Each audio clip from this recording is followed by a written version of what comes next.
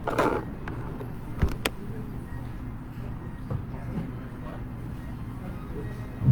हामी हाम्रा प्रेरणाका स्रोत आदरणीय व्यक्तित्व श्री महावीर पुन्ज्यू यस नर्थ क्यारोलाइनाको शार्लेटमा आउनुभएको छ।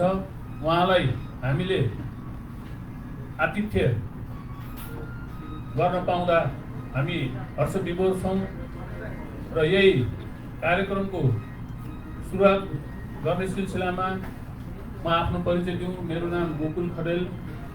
म अहिले हाल शार्लेटमा बस्दै आएको छु। म धेरै त भएको छैन आएको र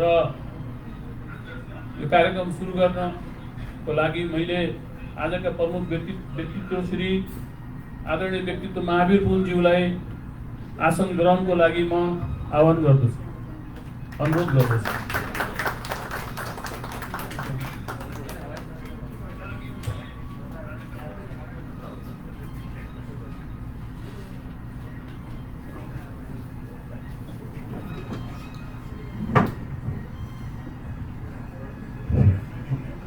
यो मैले आफ्नो भन्ने क्रममा केही त्रुटि भएमा अथवा तलमाथि भएमा त्यसलाई अन्यथा नलिनु होला। यसै गरी नास्याका अध्यक्ष श्री विनय अर्यालज्यूलाई पनि आसन ग्रहण गर्नको लागि म अनुरोध गर्दछु।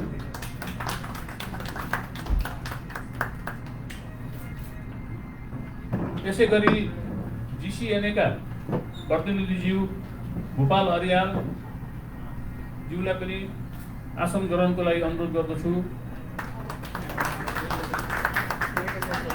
यसै गरी जिसिएनएका प्रतिनिधि श्री सुशील नेपालज्यूलाई पनि आसन ग्रहणको लागि अनुरोध गर्दछु। यसै गरी वेब इभेन्ट्स युएसए का प्रतिनिधि विष्णु खरेललाई पनि आसन ग्रहणको लागि अनुरोध गर्दछु। यसै गरी लभ एन्ड सपोर्ट का प्रतिनिधि श्री मनोज राईज्यूलाई पनि आसन ग्रहणको लागि अनुरोध गर्दछु। र हामीले आज संयोगवश महावीर पुन्ज्यूलाई जुन आतिथ्य गर्न पाएका छौँ यो हाम्रो लागि गौरवको विषय हो। किनभने उहाँले आफ्नै शब्दमा म जस्ता मूर्ख बन्न सिक्नु भनेर चाहिँ भनेको मैले कानले पनि धेरैचोटि सुनेको छु। हाम्रो नेपाललाई उहाँ जस्तै मूर्ख 100-200 जना हुने हो भने सायदै हाम्रो नेपाल हुन सक्थ्यो। त्यसैले हामी गर्व गर्नुपर्छ आज उहाँसँग भेट्न पाउँदा। र यही सिलसिलामा मैले उपस्थित महावीर पुन्ज्यू लगायत सबैमा न्यानो स्वागत अभिवादन गर्नको लागि विनय अर्यालज्यूलाई अनुरोध गर्दछु। हजुर, धन्यवाद आदरणीय कार्यक्रमको सञ्चालकज्यू। आज यो कार्यक्रमको प्रमुख व्यक्तित्व डाक्टर महावीर पुन्जी आज हामीसँग एकजना नेपालको सामाजिक हिरो भनेर भन्न रुचाउँछौँ हामी। र आज संसारभरि नेपालीहरूलाई चिनाउनलाई उहाँले आफ्नो व्यक्तिगत तवरबाट नेपाल र नेपालीलाई चिनाउनको लागि लागिरहनु भएको छ। म महावीर पुन्ज्यूलाई हार्दिक स्वागत गर्न चाहन्छु। यस्तै गरेर यो कार्यक्रम आज हामीले नासाको संयोजनमा GCNA, love and support, web event र हामी 4वटा संस्थाहरू मिलेर अनि हामी यो कार्यक्रम गरिरहेका छौँ। अहिले जिसिएनएका प्रतिनिधि हुनुहुन्छ सुशील नेपालजी, लाई म हार्दिक स्वागत गर्न चाहन्छु। यस्तै गरेर यो वेबका इभेन्टका जुन प्रमुख हुनुहुन्छ हाम्रो विष्णु खरेलजी, उहाँलाई पनि स्वागत गर्न चाहन्छु। यस्तै गरेर हाम्रो जिसिएनएका महासचिवजी हुनुहुन्छ, उहाँलाई पनि स्वागत गर्न चाहन्छु। र यस्तै गरी लभ एन्ड सपोर्टका मनोज राईजी हुनुहुन्छ र आज यो कार्यक्रममा हाम्रो यो छोटो निमन्त्रणालाई स्वीकार गरेर आउनुभएका सम्पूर्ण महानुभावहरूलाई म हार्दिक स्वागत गर्न चाहन्छु। र यो आज विश्वभरिबाट हामीलाई लाइभ मलाई लाग्छ 6-7वटा मिडियाबाट लाइभ पनि भइरहेको छ यो कार्यक्रम। जो यो कार्यक्रममा आउन सक्नु भएको छैन तर महावीर पुन्जीलाई सुन्न र भेट्न चाहनु भएको छ उहाँले पनि यो अवसर हामीले प्रदान गरिरहेका छौँ। आज 6वटा मिडियाबाट लाइभ भएको छ inepliz.com, सायदheadline.com, ospapernews.com, रूपान्तरण, साहित्य संवाद र नासाको आफ्नै फेसबुक पेज र वेबको आफ्नो फेसबुक पेज लगायतका मिडियाबाट यो कार्यक्रम लाइभ भइरहेको छ। जसले हामीलाई संसारभरिबाट हेरिनु भएको छ यहाँहरू सबैलाई म हार्दिक स्वागत गर्न चाहन्छु। र आज हामीले महावीर पुन जस्तो एउटा अमोघ व्यक्तित्व अमेरिकामा पाएका छौँ र आज उहाँ नेपालमा बसेर एउटा आफ्नो व्यक्तिगत लगानीबाट व्यक्तिगत मेहनत र परिश्रमबाट सारा नेपालीलाई चिनाउने जुन काम गरिरहनु भएको छ त्यो महावीर पुनसँग हामी प्रवासमा भएका नेपालीहरू पनि जोडिनुपर्छ। यो एउटा हाम्रो भावना जोडिएको छ र हामीले वहाँ गएर गर्न सकेनौँ तर यहाँबाट भए पनि महावीर पुनसँग हामी जोडिन चाहन्छौँ। त्यो जोडिनका लागि उहाँले के गरिरहनु भएको छ त उहाँले हामीलाई के सन्देशबाट जोडिनलाई आह्वान गर्नुहुन्छ त। महावीर पुनसँग हिजो हामीले उहाँको वेबसाइटबाट प्रत्यक्ष मिडियाबाट सुनेका होला तर आज प्रत्यक्ष उहाँको मुखारवृन्दबाट हामीले उहाँ यी नेपाल र नेपालीका लागि उहाँले गर्नुभएका कुराहरू प्रत्यक्ष सुन्न हामीले पाएका छौँ। यो सुन्ने अवसर जुन हामी महावीर पुन्जीले एउटा छोटो समय हामीलाई उपलब्ध गराइदिनु भएको छ त्यो प्रति म हार्दिक आभार व्यक्त गर्न चाहन्छु। र हामी यो विभिन्न सङ्घ संस्थाहरूले अति व्यस्त समयका बावजुद पनि आज नै उहाँको 2वटा कार्यक्रम हामीले यिनै संस्थाको आयोजनामा एउटा कार्यक्रम यहाँ हामीले गरौँ र अर्को कार्यक्रम हामीले भरे मरिसभिल रालेमा हामीले गर्दैछौँ। भनेपछि आज नै नर्थ क्यारोलाइनामा 2वटा कार्यक्रम हुँदैछ महावीर पुन्जीको। जुन ठाउँमा हामी नेपालीहरू उहाँसँग भेट्न चाहन्छौँ त्यो ठाउँमा उहाँलाई भेटाउने प्रयास हामीले गरिरहेका छौँ। मलाई लाग्छ उहाँको हरेक दिन कार्यक्रम छ। मलाई लाग्छ 2 दिन उहाँ नेपाल फर्केर 2 दिन समय बढेको छ त्यो 2 दिनमा अर्को 3वटा इभेन्ट पनि बढेको छ। यसरी उहाँ हरेक दिन हामी प्रवासमा भएका नेपालीहरूसँग भेटेर आफ्ना कुरा सुनाउने जुन उहाँले चाहिँ सम्भव गरिरहनु भएको छ र हामीले त ठुलो अवसर प्राप्त गरिरहेका छौँ। र आज उहाँका कुरा सुनौँ र उहाँको त्यो अभियानमा हामी कसरी सहभागी हुन सक्छौँ भोलिका दिनमा। चाहे हामीले आफ्नो श्रम दिएर होस्, चाहे हाम्रो आर्थिक सहयोग गरेर होस्, भावना दिएर होस्, हामी नेपालमै गएर गर्न सक्ने कुराहरू हुन्। धेरै कुरा त उहाँ आफैले भन्नुहुन्छ महावीर पुन्जीलाई। आजको यो हाम्रो नर्थ क्यारोलाइनाको सार्लोट सहरमा सम्पूर्ण आयोजक संस्थाहरूको तर्फबाट म हार्दिक स्वागत गर्न चाहन्छु र उहाँका कुराहरू सुनेर उहाँको अभियानलाई जति पनि हामीले यो आर्थिक रूपमा आर्थिक सहयोग गर्नेछौँ यति ठुलै नहोला तर हामी उहाँसँग एउटा सिम्बोलिक रूपमा भावनात्मक रूपमा हामी जोडिन खोजेका छौँ। म उहाँलाई हामीले दिएको सहयोग सानो हुनसक्छ, यहाँले प्राप्त गर्नुभएको अन्य धेरै सहरहरूमा प्राप्त गर्नुभएको सहयोग धेरै ठुलो हुनसक्छ तर हामी भोलिका दिनमा यहाँसँग भावनात्मक रूपमा र कार्यात्मक रूपमा हामी सहभागी हुन जोडिनेछौँ। र यो म Nepalese Association in South East America नासाको वर्तमान अध्यक्ष र अर्को हामीलाई महत्त्वपूर्ण गौरव के छ भने नासाको 6 जना अनररी मेम्बर मध्ये अर्को एकजना अनररी मेम्बर डाक्टर महावीर पुन हुनुहुन्छ र महावीर पुनज्यूलाई म यो सार्लोट सहरमा हार्दिक स्वागत गर्दै तपाईँ सम्पूर्ण महानुभावहरूलाई हार्दिक स्वागत गर्छु र हाम्रो यो निमन्त्रणालाई स्वीकार गरेर यो इभेन्ट कार्यक्रम गर्नको लागि हामीलाई प्रदान गरिदिने हाम्रो यो सारङ्गी रेस्टुरेन्टलाई पनि हार्दिक आभार व्यक्त गर्न चाहन्छु। र तपाईँ जो अमूल्य समय दिएर उपस्थित हुनुभयो यहाँहरू सबैलाई हार्दिक आभारसहित स्वागत गर्छु र सम्पूर्ण मिडियाकर्मी जसले संसारभरि लाइभ गरिदिनु भएको छ यो कार्यक्रमलाई उहाँका कुरालाई अन्य सेयर गरेर सबै नेपाली बीच पुर्याउने काम गरिदिनु हुन पनि हार्दिक अनुरोध गर्दै म आफ्नो भनाइ टुङ्ग्याउँछु। धन्यवाद, नमस्कार। धन्यवाद विनय अर्यालज्यू, आफ्नो सारगर्भित स्वागत मन्तव्य दिएर जानुभयो, धन्यवाद छ उहाँलाई। र यही सिलसिलामा प्रत्यक्ष प्रसारण भइरहेको कुरा उहाँबाट नै जानकारी पाउनुभयो यहाँहरूले। र यसमा महावीर पुनज्यूले नै मैले सुने अनुसार र मैले थाहा पाए अनुसार 1 रुपियाँ एकजनाबाट 1 रुपियाँ को डोनेसन दान अथवा जे भनिन्छ त्यसलाई सुरु गर्नुहोस् भनेर उहाँले आह्वान गर्नुभएको थियो। भनेपछि यहाँबाट जे जति उठेको छ सायद त्यसलाई उहाँले सहस्र पक्कै पनि स्वीकार गर्नुहुनेछ। थोरै धेरै अब ठाउँ अनुसार उठ्यो होला, कहीँ धेरै कहीँ उठेन होला, तर पनि त्यसलाई सहस्र स्वीकार गर्नुहुनेछ होला। र आजसम्म रकम उठाएकोमा GCNA ले संयुक्त रूपमा र वेब इभेन्ट्स USA ले मिलेर करिब $3500 उठेको छ। त्यो उहाँलाई हस्तान्तरण हुनेछ र साथै अब यसमा कसैलाई व्यक्तिगत तवरबाट दिने इच्छा छ भने पनि जिसिएनए र वेब इभेन्ट्ससँग सम्पर्क गरेर यहाँहरूले दिन सक्नुहुनेछ। यो सो इच्छा हो, यसमा जबरजस्तीको कुरा हुँदैन भन्दै यहाँहरूको प्रतीक्षा जोसँग बढी थियो उहाँलाई नै बढी फोकस गर्नको लागि उहाँलाई नै मन्तव्य राखिदिनु हुन म आदरणीय व्यक्तित्व हाम्रो प्रेरणाका ढुकढुकी श्री महावीर पुनज्यूलाई मैले माइक हस्तान्तरण गर्दैछु र साथै उहाँको मन्तव्य सकिसकेपछि आफ्ना केही भनाइहरू उहाँसँग राख्नु छ भने पनि फ्लोर खुला हुनेछ। त्यही भन्दै म उहाँलाई माइक दिँदैछु। धन्यवाद।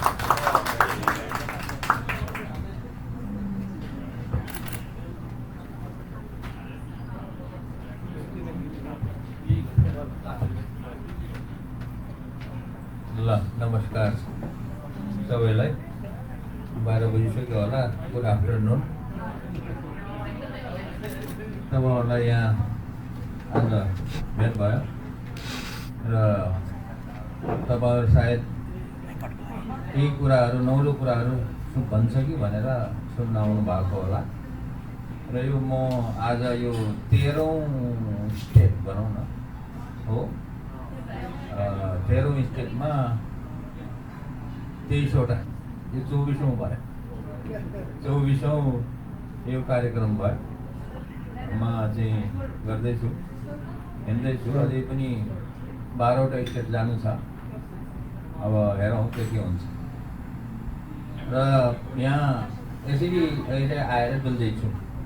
तर यो पहिलो कुरा तपाईँहरूलाई के पनि जानकारी दिन चाहन्छु भने यो म यसरी डुल्छु भनेर चाहिँ प्लान बनाएर आएको होइन।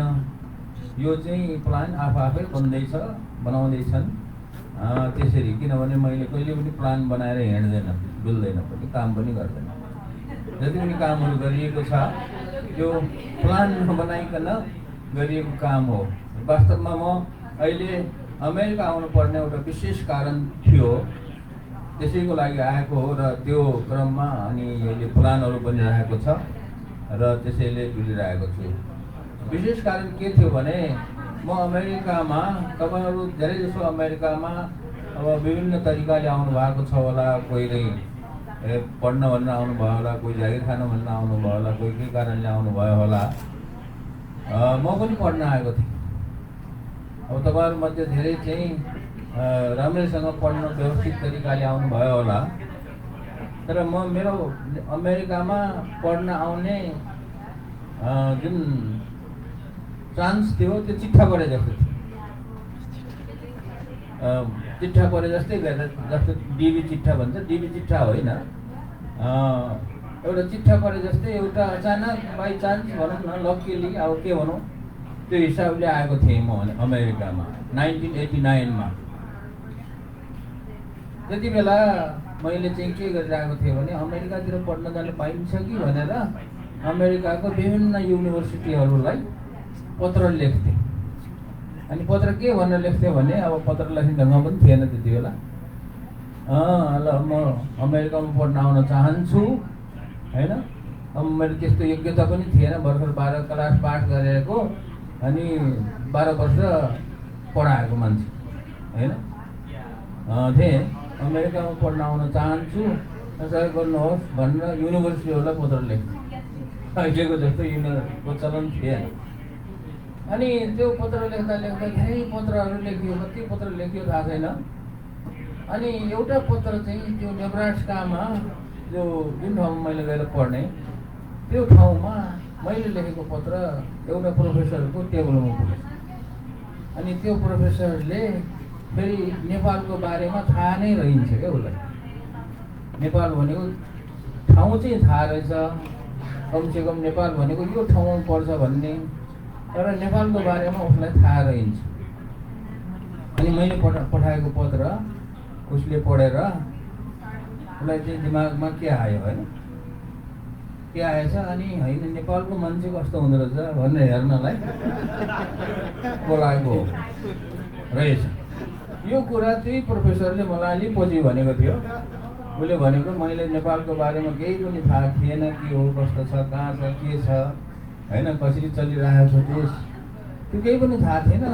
त्यही कुरा यसो सिक्नको लागि बुझ्नको लागि भनेर तँलाई बोलाएको भन्नु। अनि उसले स्कलरसिप दियो, राम्रो स्कलरसिप दियो, पढ्न पायो भनौँ जिन्दगीमा। अनि पढेर नेपाल फर्केँ। नेपाल फर्केर पनि उसले हिमाञ्चल एजुकेसन फाउन्डेसन भनेर एउटा फाउन्डेसन 501c3 यहीँ खोल्यो र अलिअलि सहयोगहरू गर्न थाल्यो। र त्यही सहयोगहरूले गर्दाखेरि म चाहिँ नेपालमा हिँडडुल गर्ने अब घुम्न पाउने भएँ। र त्यो प्रोफेसर चाहिँ मरेको अस्ति बितेको हुनाले त्यो प्रोफेसरको मेमोरियल सर्भिस भन्छन्, त्यो मेमोरियल सर्भिसमा आएको हो। म आउनलाई निर्णय गरेको हो। म यहाँ यसरी आउँछु, घुम्छु, सबैसँग चाहिँ भेट्छु भनेर आएको होइन र त्यसरी चाहिँ यो बाई चान्स त्यो हिसाबले आएको हो। र अब अहिलेको घुम्दाखेरि मैले चाहिँ अब नघुम्नु थियो, घुमिहाल्यो। 2-4 मेसेज छोडेर जाउँ न भनेर घुम्दैछु है।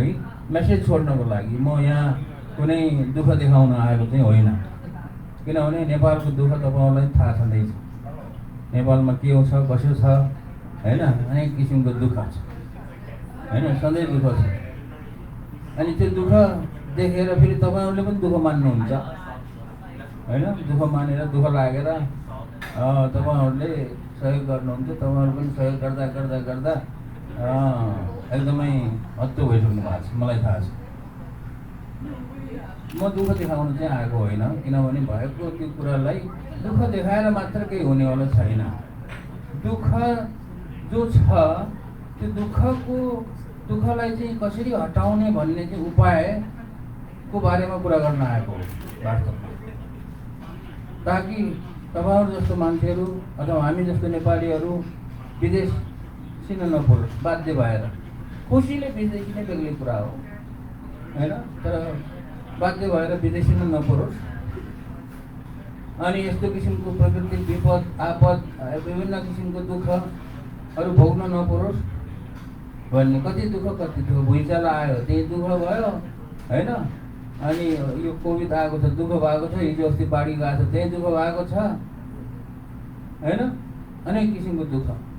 त्यसमा पनि रोजगारी छैन, रोजगारी नभएपछि विदेशी जानु पर्यो, विदेशी गएर दुःखै पाउनु परेको छ।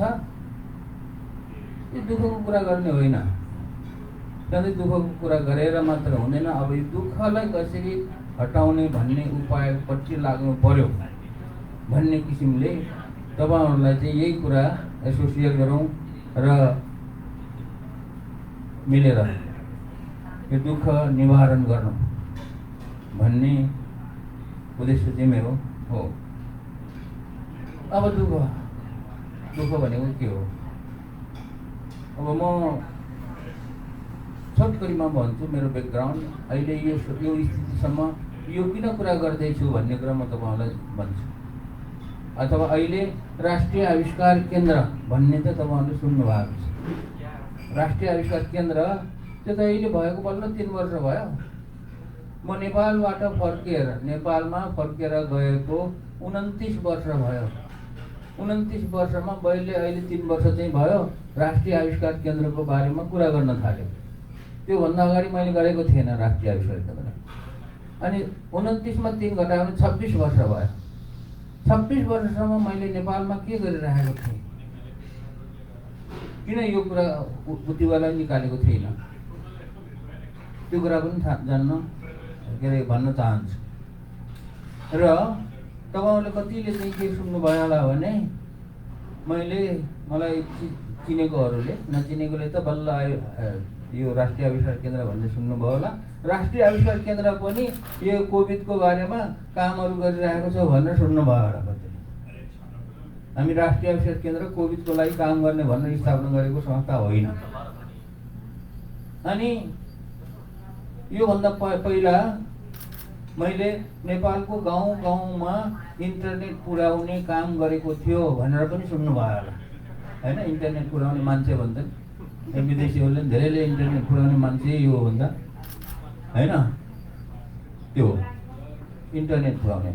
अब त्यो कसरी चिन्यो भने त्यो बेला 2000 को समयको वरिपरि, जुन समयमा अमेरिकाको कुनै पनि घरमा वाइफाई भन्ने थिएन। यो अमेरिकनहरूले पनि वाइफाई भन्ने सुनेको थिएन कि। बल्ल बल्ल अलिअलि यसको टेक्नोलोजीको बल्ल विकास हुँदै थियो 2000 तिर। सबैले घरमा वाइफाई होइन, डायल अप, टेलिफोनबाट डायल गरेर इन्टरनेट हेर्थ्यो। त्यति बेला मैले त्यही टेक्नोलोजी प्रयोग गरेर, वाइफाई टेक्नोलोजी प्रयोग गरेर नेपालको गाउँ गाउँमा इन्टरनेट पुर्याउनु पर्यो भनेर त्यहाँदेखि त्यहाँ बौलाएर होइन अब काम गरेको हुनाले त्यो चिनेको हो। त्यो अलिअलि भनौँ नभएको बेलामा नहुनु मामा भन्दा कानो मामा हुनु जाति भने जस्तो त्यो थियो। अब त्योभन्दा अगाडि मैले यो नेपालमा राष्ट्रिय आविष्कार केन्द्र खोल्छु भन्न गएको पनि होइन, नेपालमा गएर गाउँ गाउँमा इन्टरनेट पुर्याउँछु भन्न गएको पनि होइन। अनि पढेर नेपालमा गएको चाहिँ घुम्न गएको होइन। घुमौँ, 1-2 वर्ष घुमौँ, हेरौँ के हुन्छ, रमाइलो गरौँ भन्न गएको मान्छे। तर नेपालमा गएर मैले जागिर खान्न भनेर चाहिँ भनेकै हो। जागिर नखाएपछि त अब नखाने भनेपछि त कहीँ जागिर खोज्दै खोजिनँ मैले नेपालमा गएर, व्यवसाय गरिनँ। अब गाउँमा गएर बसियो। गाउँमा गएर बस्दाखेरि के भयो भन्दाखेरि गाउँलेहरूसँग मिलेर, त्यहाँको गाउँलेहरूले जे भन्छन् उनीहरूसँग कुरा सिकेर, मैले आफूले जानेको कुरा त्यहाँ सिकाएको होइन, उनीहरूसँग कुरा सिकेर कम्युनिटी डेभलपमेन्ट, सामुदायिक विकासको कामहरू के गर्न सकिन्छ त्यसैमा म पछि भोलन्टियरको रूपमा सहयोग गरेको हो। र त्यही सिलसिलामा वायरलेस नेटवर्किङ पनि गरेको हो। र यसो गर्दै 1-2 वर्ष यसो घुमेर आउँछु भनेर गएको मान्छे त्यही हराएर 20 वर्ष हरायो। 20 वर्ष भनेको 1992 देखि 2012 सम्म यसरी त्यो काम गरेको त समय बितेको त पत्तै भएन। अनि त्यो 20 वर्षसम्म यसरी काम गर्दाखेरि धेरै इन्टरनेसनल अवार्ड्सहरू केहरू पायो, पदक पुरस्कार होइन के पायो 2012 सम्म विदेशीहरूले दिएको। नेपालीले त मलाई चिनेको पनि थिएन, मैले नेपालीहरूलाई काठमाडौँको कोही मान्छेलाई चिनेको पनि थिएन, किनभने म काठमाडौँ आउँदैन थिएँ। विदेशीहरूले कहाँबाट पायो, देख्यो, थाहा पायो, दियो। यसरी चाहिँ मैले 20 वर्ष बिताएँ। अघि 26 वर्षको कुरा गरेको थिएँ नि, 26 वर्षमा 20 वर्ष यसरी बित्यो। अब 20 वर्ष यसरी काम गर्दाखेरि पक्का हावा तालले क्या, हिप्पी भनौँ भने हिप्पी नै थिएन म होइन। गाउँ हिप्पी जस्तै गरेर डुल्थेँ होइन। गाउँमा जे सकेको मद्दत गर्थे गाउँलेहरूले। अब खान दिन्थे, बस्न दिन्थे, खान बस्नको दुःख थिएन, आनन्दै थियो, मजा थियो। अनि पुरस्कार पाएपछि झन् रमाइलो भयो होइन। खुबै पुरस्कार पाएपछि ओहो भन्नु जस्तो पनि लाग्यो। तर यसो सोचेँ मैले, सोच्दाखेरि जति काम गरेँ मैले गाउँ गाउँमा सामुदायिक विकासको काम, समाज सेवाको काम, यो समाज सेवा सामुदायिक विकासको काम आफूले गरेको कामले आफूलाई पटक्कै चित्त बुझेन। पटक्कै अरूलाई त चित्त बुझेन थाहा छैन, सायद गाउँलेहरूलाई त चित्त बुझेकै थियो मैले काम गरेको कुराले, कसैलाई घाटा चाहिँ पारेको थिएन। जे होस् अलिअलि सबैलाई सहयोग भएकै थियो, गाउँलेहरूलाई चित्त बुझेकै थियो होला। तर म आफूलाई चित्त बुझेन। र चित्त नबुझ्ने एउटै कारण थियो। त्यो कारण के थियो भने म जति गाउँमा बस्दै गएँ त्यति गाउँबाट गाउँको युवाहरू विदेशी नै जुन लड्को छ त्यो लड्को चाहिँ बढ्दै गयो। जति हेर्छु झन् जान्छ, पावर हेर्दैछु जान्छ। यो लड्को चाहिँ ले गर्दाखेरि के भयो भने गाउँमा कसैले केही गर्छु भन्यो भने पनि त्यो मान्छे पाउनै थियो गाउँमा। अनि विकास कसरी हुन्छ? गाउँमा केही गर्नको लागि मान्छे नै नभएपछि कसरी विकास हुन्छ? गाउँमा बस्ने भनेको त बुढाबुढी, आइमाई, केटाकेटीहरू, विद्यार्थीहरू त्यही हो। त्यो कुराले मलाई चाहिँ हिट गर्यो। अनि मात्र मेरो दिमाग बदलियो। दिमागमा चाहिँ यो अलिकति के भयो भने चोट परेको जस्तो भयो। मलाई के लाग्यो भने मान्छेहरू किन यसरी विदेश जानुपर्ने कारण के नेपालीहरू भन्दाखेरि त जागिर खानै गएको सबैलाई थाहा भएकै कुरा हो। नेपालमा जागिर पाउँदैन, जागिर नपाएपछि विदेश जानुपर्छ भन्ने कुरा त थाहा भयो। नेपालमा किन जागिर पाउँदैन त? त्यसको त कारण हुनुपर्छ। अब नेपालमा जागिर नपाउने कारण के हो? त्यो कुरा पनि तपाईँलाई थाहा छँदैछ होला हैन? त मैले सोचेको कुरा त्यही हो। नेपालीहरू किन विदेश जानु पर्यो? जागिर खान जानु पर्यो। जागिर चाहिँ नेपालमा पाउँदैन। जागिर चाहिँ नेपालमा किन पाउँदैन भन्दाखेरि नेपालको विकास नभएर नपाएको। विकास भएको भएदेखि जागिर पाउँथ्यो होला। जस्तो विकसित देशहरूमा जागिरको खाँचो छैन हैन? जागिर पाउँछ, तर नेपालमा जागिर छैन। जागिर किन विकसित भएन नेपाल? नेपालमा पनि विकसित भइदिएको भए नेपालमै पनि जागिर पाउँथ्यो होला। यो सबै चाहिँ यसरी दुःख पाउनु पर्ने थियो होला, विदेश जानु पर्ने थिएन होला भन्ने किसिमको सोचाइ भयो। र कुरा केबाट सुरु भयो भने नेपाल किन विकसित भएन भन्ने कुराले मलाई चाहिँ हिट गर्यो। दिमागमा त्यही कुराहरू खेलिरहन्थ्यो क्या हैन? नेपाल किन विकसित भएन भन्दै जाँदाखेरि मैले के निष्कर्ष निकाल्यो भने यसरी म जस्तो मान्छे गाउँ गाउँमा बसेर झोला बोकेर हिँडेर अनि चाहिँ सामाजिक सेवाको काम गरेर अलिअलि कम्युनिटी डेभलपमेन्टको सामुदायिक विकासको काम गरेर हिँडेर चाहिँ नेपालको विकास गर्न सकिँदो रहन्छ। यो सामुदायिक काम गर्ने, समाज सेवा गर्ने भनेको अलिअलि दुःख परेको बेलामा सहयोग गर्ने चिज हो। दुखेको ठाउँमा मलम लगाइदिने क्या। कहीँ मर्कियो भने के गर्छौँ हामीले? मलम लगाउँछौँ नि। त्यो मर्किएर दुख्यो भने त्यो दुखेको ठाउँमा मलम लगाउने काम जस्तै हो त्यो सामाजिक सेवा।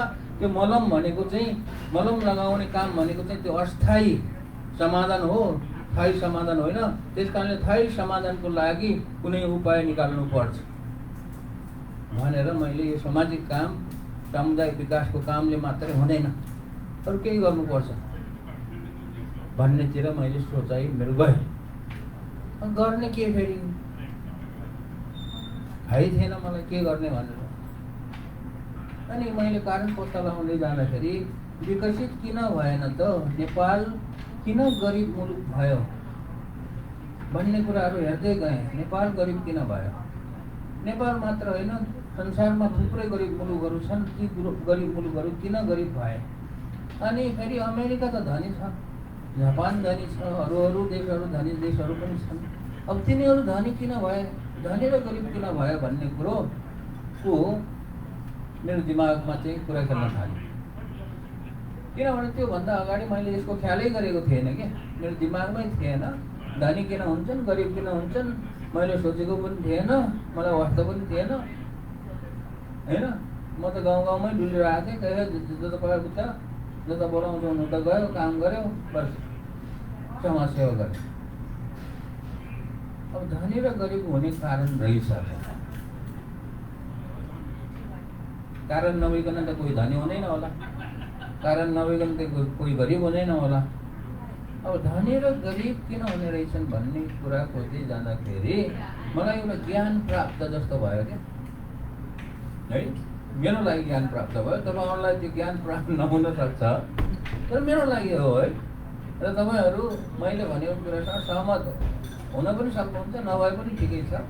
मसँग मैले भनेको कुरालाई सहमत भएन भनेर मैले कोही दुःख मान्ने कुरा पनि छैन। धनी र गरिब हुनको लागि, धनी हुनको लागि पैसा कमाउनु पर्ने रहेछ, पैसा कमाएन भने गरिब हुने रहेछ भन्ने कुरा मैले पत्ता लगाएँ। मलाई चाहिँ ज्ञान प्राप्त भयो। यो हो कि होइन तपाईँहरू आफै सोध्नु। यो कुरा मेरो दिमागमा खेलेकै थिएन त्योभन्दा अगाडि। कुनै पनि देश धनी भएको छ, त्यसले धेरै पैसा कमाएको। कोही मान्छे धनी भयो भन्छौँ नि हामीले, किन धनी भन्छौँ भने त्यसले पैसा कमाएको देखेर धनी भएको भन्छ।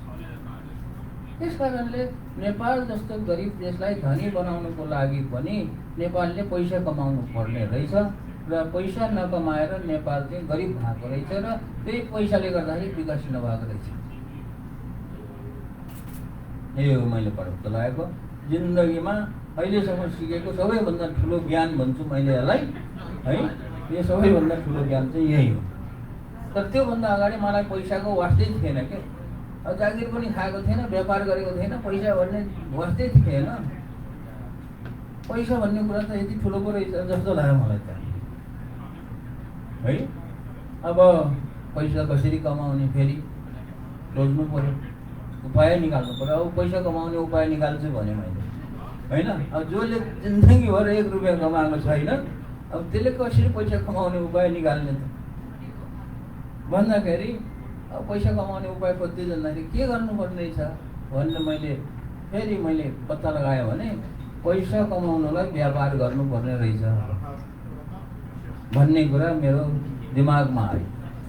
अनि किन त्यो भनेको हो भने अहिलेसम्म संसारमा व्यापार नगरिकन कसैले पैसा कमाएकै छैन। हुनु त तपाईँले भन्नुभयो होला होइन मैले व्यापार गरेको छैन, मैले जागिर खाएको छु भन्नु होला क्या। त्यो जागिर खाएको पनि व्यापारै हो। जागिर खाएको के को व्यापार हो भने दिमागको व्यापार हो क्या। तपाईँले दिमाग लगाउनु भएको छ, कसैको काम गर्नु भएको छ, त्यो दिमागको व्यापार गरेको छ।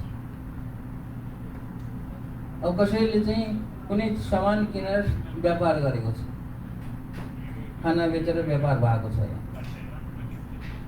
अथवा कसैले चाहिँ श्रम बेचेर व्यापार गरेको छ होइन। जो अहिले हाम्रो अरब पोखरीमा मलेसियामा जतासुकै गरेर काम गरेर पैसा कमाइरहेका छन् उनीहरूले श्रम बेचेको हो। त्यस कारणले पैसा कमाउनुको लागि त व्यापार गर्नुपर्ने रहेछ। चाहे त्यो बुद्धिको व्यापार होस्, चाहे चाहिँ कुनै सामान वस्तुको व्यापार होस्, चाहे चाहिँ कुनै श्रमको व्यापार होस्। व्यापार नगरिकन संसारमा कसैले कसैलाई पैसा दिँदा पनि दिँदैन अनि पैसा कमाउँदा पनि कमाउँदैन। अब नेपालले के व्यापार गरेको छ थाहा पाउनुहोस्। यो 3टा चिजमा पहिलो कुरा नेपालले बुद्धिको व्यापार गर्न सकेको रहन्छ भन्ने कुरो थाहा भयो।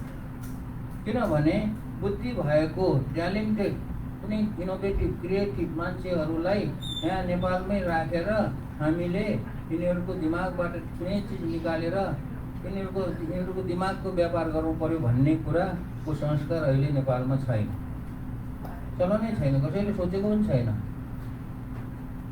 ट्यालेन्टेड मान्छेहरू। त्यसले गर्दाखेरि विदेशिनु पर्यो।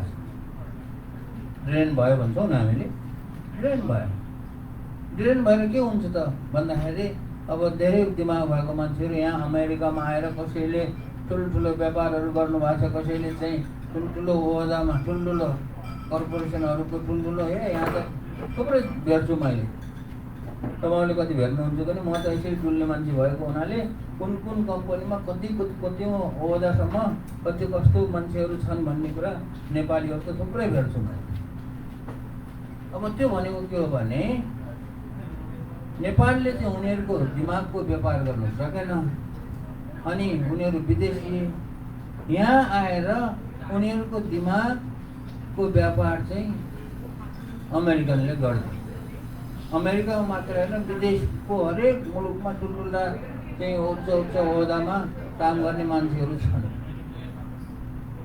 जसको दिमागको व्यापार त्यो देशहरूले गरिदिएको छ। अब नेपालले त्यो गर्नु सकेन, अहिलेसम्म नेपालले त्यो गर्नै सकेका छैन। दिमाग भएको मान्छेहरूको दिमागको व्यापार गर्नु सकेको छैन। अब रह्यो सामान बनाएर बेच्ने कुरा, सामान त बन्दैन नेपालमा, सियो पनि बन्दैन भन्ने कुरा तपाईँहरूलाई थाहा छँदैछ होइन। केही पनि बन्दैन अनि केही पनि नबन्ने हुनाले सबै चिज चाहिँ के छ त भन्दाखेरि बाहिरबाट ल्याउनु पर्छ। अब कति सामान बाहिरबाट आउँछ भन्ने कुराहरू तपाईँहरूलाई थाहा छ कि छैन। मोटामोटी प्रतिशतको हिसाबमा भन्यो भने 92, 93, 94% सामानहरू विदेशबाट इम्पोर्ट हुन्छ। हाम्रो एक्सपोर्ट भनेको 6-7% हो। यो कुरा कुन वर्ष कति सामान कस्तो सामान इम्पोर्ट भयो र कस्तो सामान एक्सपोर्ट भयो भन्ने कुरा थाहा पाउनको लागि तपाईँहरूले हाम्रो अर्थ मन्त्रालयको वेबसाइटमा गएर हेर्नुहोस्, उनीहरूले प्रष्टै राखिदिएको छ, त्यति लुगाएको छैन है, इमान्दारितापूर्वक राखिदिएको छ। अनि कुन कुन सामानहरू आयो भन्ने कुरा पनि थाहा छ।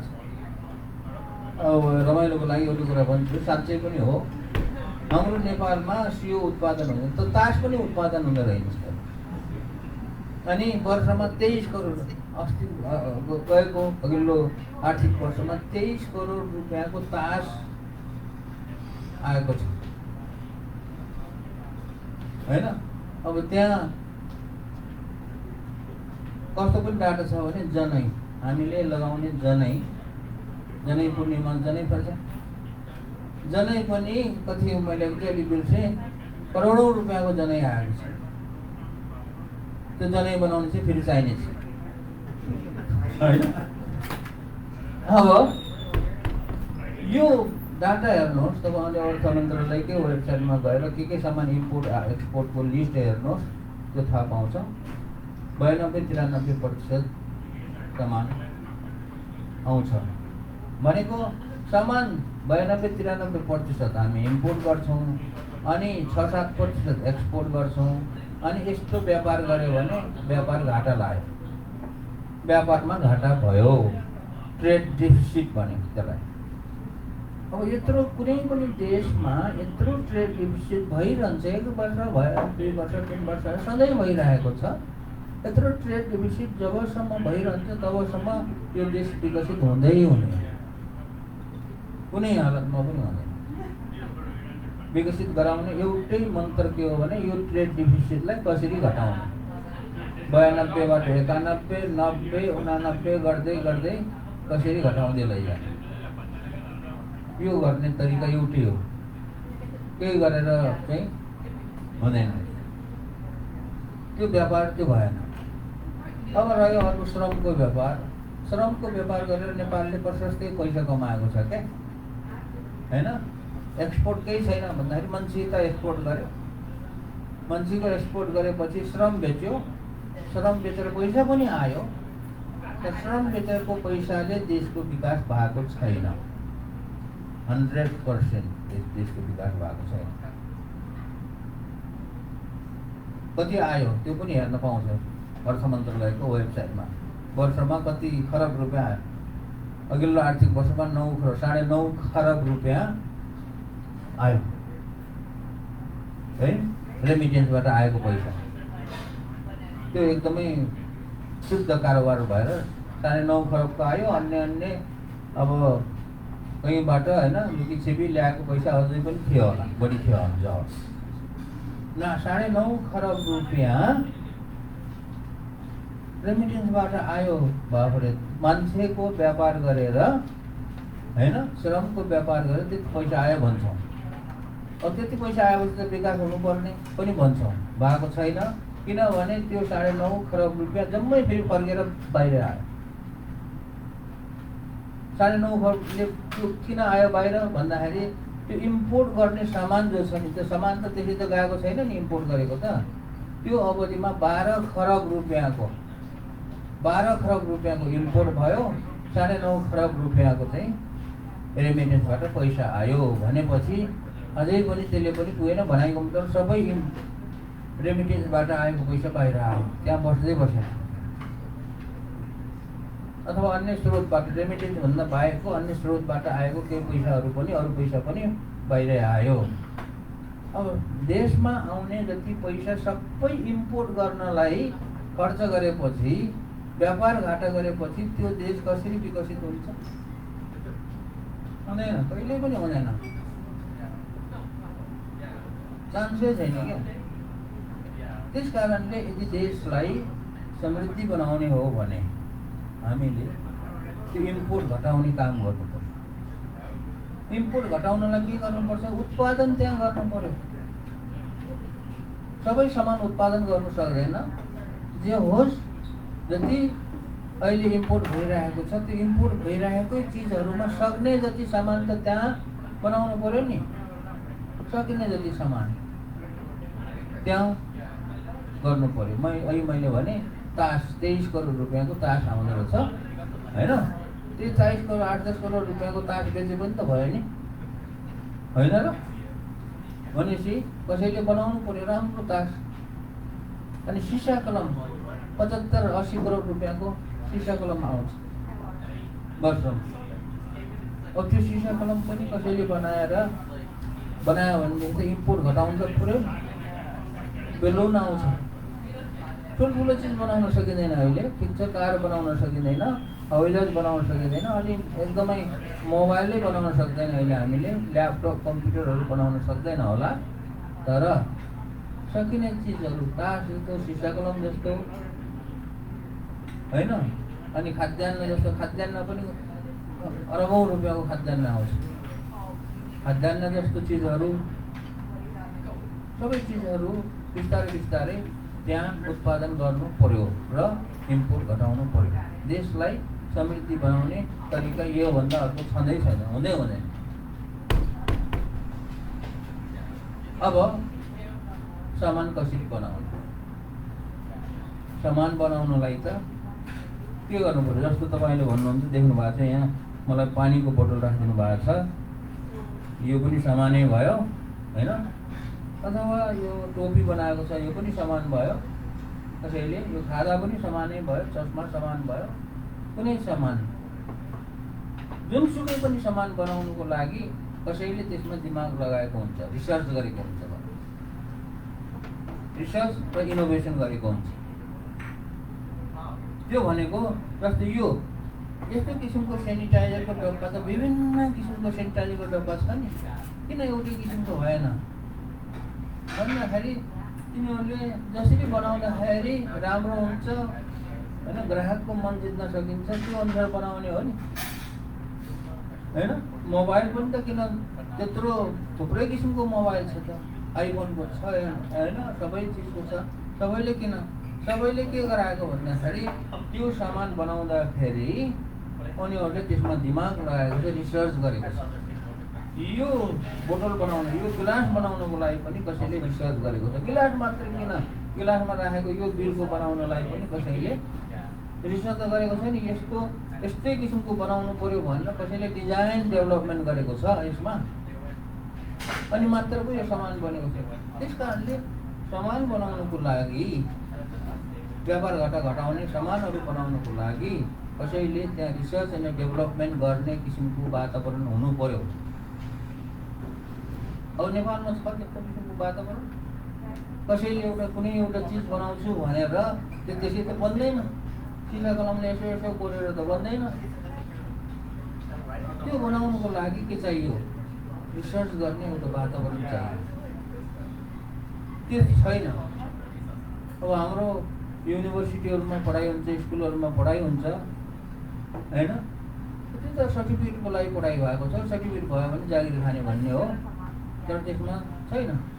त्यस कारणले हाम्रो देशमा रिसर्च एन्ड इनोभेसन गर्ने वातावरणै छैन। कसैले केही गर्छु भन्यो भने पनि कहाँ गएर गर्ने? कहीँ देख्नु भएको छ भने भन्नुहोस्, ठाउँ छैन, मैले त देखाएको छैन रिसर्च गर्ने वातावरण। अनि कसैले केही गर्छु भनेर हाम्रो समाजमा केही गर्छु भनेर अगाडि बढ्यो भने त्यसलाई मान्छेले सहयोग गर्ने त कहाँ हो, त्यसलाई उल्लु बनाएर पठाउँछ। हामी समाजले पनि गर्छौँ। आमा बाउले के गर्छौँ, छोराछोरीलाई पढाएपछि नयाँ कुराहरू केही होस् बनाओस् भन्नुको सट्टा छिटो जागिर खान जा भन्छ। त्यस कारणले रिसर्च एन्ड इनोभेसन गराउने किसिमको वातावरण छैन। त्यो वातावरण किन भएन त भन्दाखेरि एउटै कारण छ, सबैको एउटै कारण छ।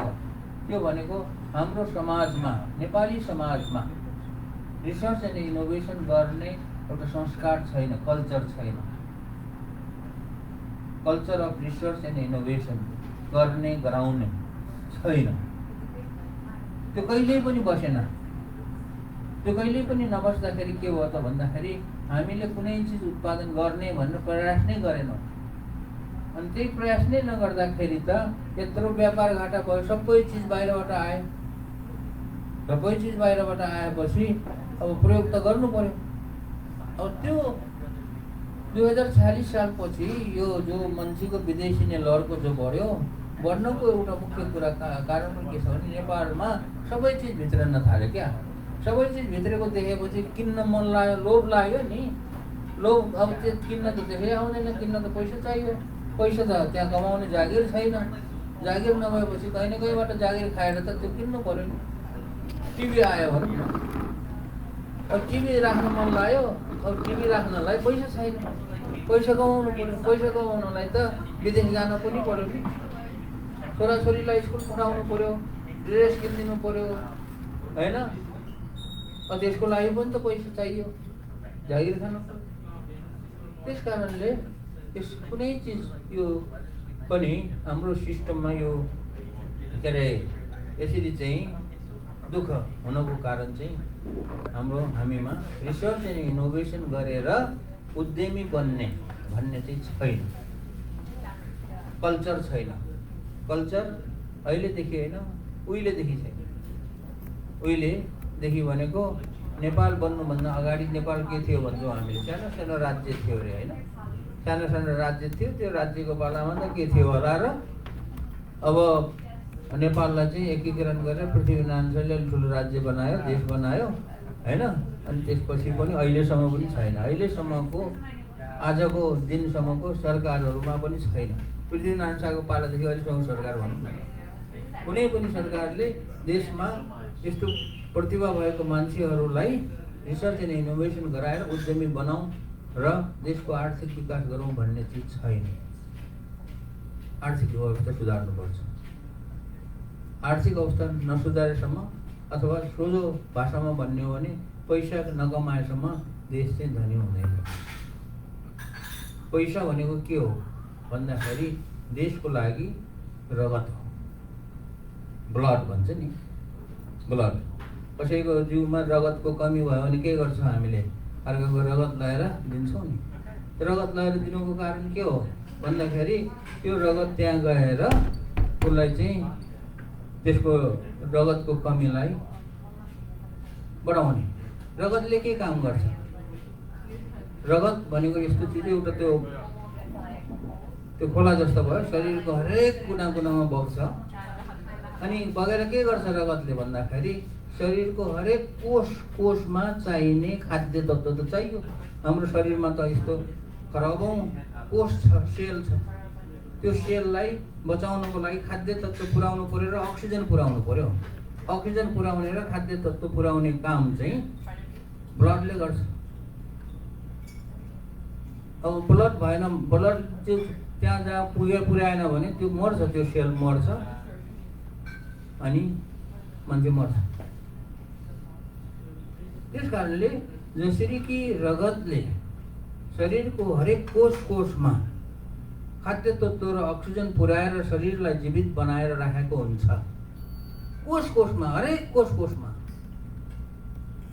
यो इकोनोमी भन्ने पनि देशको ब्लडै हो। देशलाई बचाउने ब्लड इकोनोमी, आर्थिक अवस्था।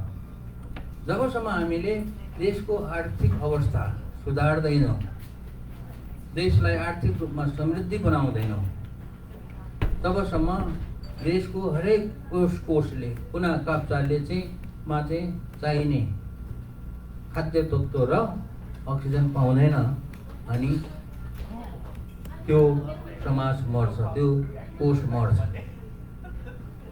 अहिले आर्थिक अवस्था कमजोर भएको हुनाले, पैसा नकमाएको हुनाले, होइन? पहिरो यहाँ के भूकम्प आयो 2015 सालमा, अब उही सबैले चन्दा उठाएर फेरि त्यही दिन पर्यो, होइन? अहिले कोभिड आएको छ, सरकारसँग पैसा छैन, फेरि सबैले चन्दा उठाएर चाहिँ के गर्नु परेको छ, त्यही उद्धार गर्नु परेको छ। अहिले हिजो अस्ति बाढी आएको छ, सबैले चाहिँ त्यही फेरि चन्दा उठाएर तपाईँहरू हद्दु हुनु भएको छ भन्ने कुरा त्यही हो। यदि देश आर्थिक रूपमा समृद्धि भएको भए हामी सबैले चन्दा उठाएर पठाउनु पर्छ। सरकारले गर्थे नि, सबैले गर्थे, सबै ठाउँमा पुर्याउँथ्यो। अब उसको क्षमता छैन। किनभने पैसा कमाउनु त कामै गरेन सरकारले। यो कोभिडको समयमा तपाईँहरू यहाँ अमेरिकामा बस्नेहरूले मैले बुझे अनुसार सबैले जागिर हुनेले व्यवसाय हुनेले पनि व्यवसाय कम भयो। जस्तो रेस्टुरेन्ट चलेन भनेदेखि तपाईँहरूलाई सरकारले यहाँ पैसा दिएको छ अरे भनेर सुनायो। जापानको मान्छेले पनि भनेको थियो कुनै स्टोर छ, दोकान छ, दोकानमा व्यापार भएन, कुनै काम छ, कम्पनी छ, त्यसमा काम भएन भने त्यसमा अनइम्प्लोइमेन्ट भयो भने, जागिर काम पाएन भने अनि के अरे सरकारले पैसा दिएको छ अरे। यहाँ अहिले अमेरिकामा बस्ने सबैसँग पैसा छ अरे र घरको भाउ बढी भएको छ अरे भन्ने पनि सुने मैले। हो कि होइन? पक्कै हो?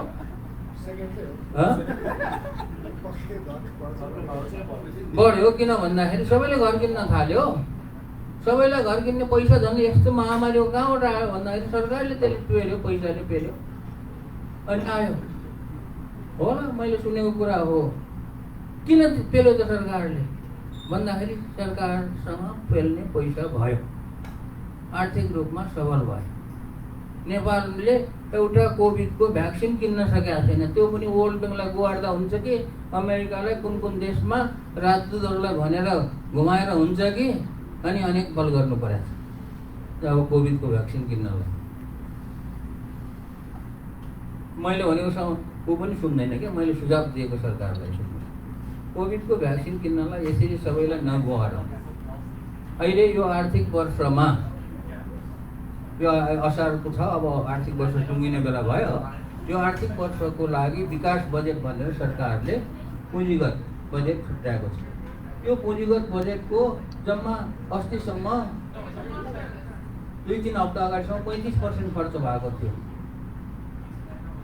अब समय छ, आर्थिक वर्ष 2 महिना पनि छैन। अब त्यत्रो 65% बाँकी छ। 65%मा अब लु मानौ अब दालझेल गरेर 35% खर्च गरे पनि अब 30% त बज्नु भयो। 35 70 30% बज्नु। त्यो 30% भनेको खरबौँ रुपियाँ हो क्या। भयो विकास नगरौँ। अहिलेलाई जनतालाई मैले प्रधानमन्त्रीलाई यही भन्न लगाउनुहोस् भनेर मन्त्रीलाई भनेको।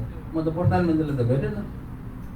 मन्त्रीहरूलाई के भन्यो भने मसँग भेट्ने मन्त्रीहरूलाई प्रधानमन्त्रीलाई भेटेर त्यो विकास बजेटमा बाँकी भएको बजेट सबै भ्याक्सिन किन्न लगाइयो, भ्याक्सिन किनियो। त्यस कारणले यो वर्ष चाहिँ बजेटको विकासमा चाहिँ खर्च गर्नु पाइएन भनेर घोषणा गर्न लगाउनु। सबैले मन पराउँछ, ताली बजाउँछ भनेको गर्दै गरेन। किनभने बचाउनु विकास भन्ने कुरो त मान्छेलाई बचाइसकेपछि गर्ने कुरा हो नि। मान्छे मऱ्यो भने किन विकास चाहियो? सबैभन्दा ठुलो त मान्छेलाई माया छ। विकास भन्दाखेरि पनि ज्यानको माया छ। त्यस कारणले देशको आर्थिक अवस्था नसुधारी हुन्न, दुःख पाउँछ होइन। दुःख पायो भने रुने होइन, दुःख पायो भनेर भएन। त्यसको समस्या, त्यो दुःखलाई कसरी हटाउन सकिन्छ त्यो कोसिस गर्ने र त्यो कोसिस गर्ने भनेको नेपालको लागि के हो भन्दाखेरि अनुसन्धान तथा आविष्कार, रिसर्च एन्ड इनोभेसनमा खर्च गर्नु पर्यो। जुन खर्च गर्ने कल्चर संस्कार हामीसँग छैन। अब छैन भने ठिकै छ, अब बसाल्न पर्यो। हामी चाहिँ रिसर्च एन्ड इनोभेसनमा को लागि यो कल्चर नभएपछि के हुँदो रहेछ भने कुनै काम पनि गर्न मन लाग्दो रहन्छ क्या होइन। कल्चर जे पनि काम गरिन्छ त्यो कल्चरले, संस्कारले सिकाएको हो। जस्तो कसैले बच्चा पायो भनेदेखि हामीले के गर्छौँ? बच्चाको निवारण गर्ने के गर्ने गरेर नामसम्म राखिदिन्छौँ नि। मऱ्यो, कोही मान्छे मऱ्यो भने क्रिया गर्छौँ, के गर्छौँ, त्यो कल्चर हो। हरेक कुरा पूजापाठदेखि लिएर चाडबाड मनाउने चिजहरू सबै कल्चर हो। त्यो कल्चर भएको हुनाले नै कसैले कसैलाई दसैँ मनाइ भनेर भन्नु पर्दैन क्या, आफैले गर्छ। दसैँ आयो भने जन्म भयो भनेदेखि उसैले त्यो न्वारन स्मरण गर्ने, नामसाम राख्ने, केही गरेर आफैले गर्छ। कल्चर हुनुपर्छ। नेपालमा यो कल्चर, रिसर्च एन्ड इनोभेसन गर्ने कल्चर हुँदै भएन। हुँदै नभएपछि के भयो त भने यतातिर कसैको मन गएन। मन नगएपछि के भयो? कसैले त्यसमा पैसा खर्च गरेन।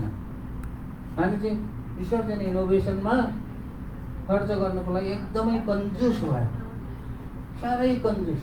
हामी नेपाली जति कन्जुस कोही पनि छैन रिसर्च एन्ड इनोभेसनमा है। अरू कुरामा चाहिँ फेरि एकदम मन फुकाएर गर्छ, पैसा खर्च गर्छ। भोज भतेर खानु पऱ्यो भने मजासँग भोज भतेर लाउँछ होइन। नेपालीहरू पार्टी गर्नु पऱ्यो भने पनि गर्छ। अनि कसैले दुःख पायो भने पनि सहयोग गर्छ। कसैले स्कुल बनाइदिएको छ, कसैले मन्दिर बनाइदिएको छ, कसैले अस्पताल बनाइदिएको छ। अब यस्तो प्राकृतिक आपद विपद केही आयो भने होइन सहयोग गरेकै छ मन फुकाएर। त्यो त के हो, कल्चर भयो। फेरि रिसर्च एन्ड इनोभेसन गरौँ भनेर कोही तपाईँहरूको ढोकामा आयो भने फेरि तपाईँहरूले त्यो मनाउँदैन, कल्चरै छैन, कुरा सुन्दा पनि सुन्दैन। आज म यहाँ आएको छु, बोलिरहेको छु, सायद तपाईँले ठान्नुभयो होला कि अब यहाँ कोभिडको कुरा गर्न आएको छु भन्नुभयो होला र कोभिडको पैसा गरेर त्यहाँको दुःख देखाएर पैसा खोज्दैछ होला भन्नुभयो होला। त्यो होइन।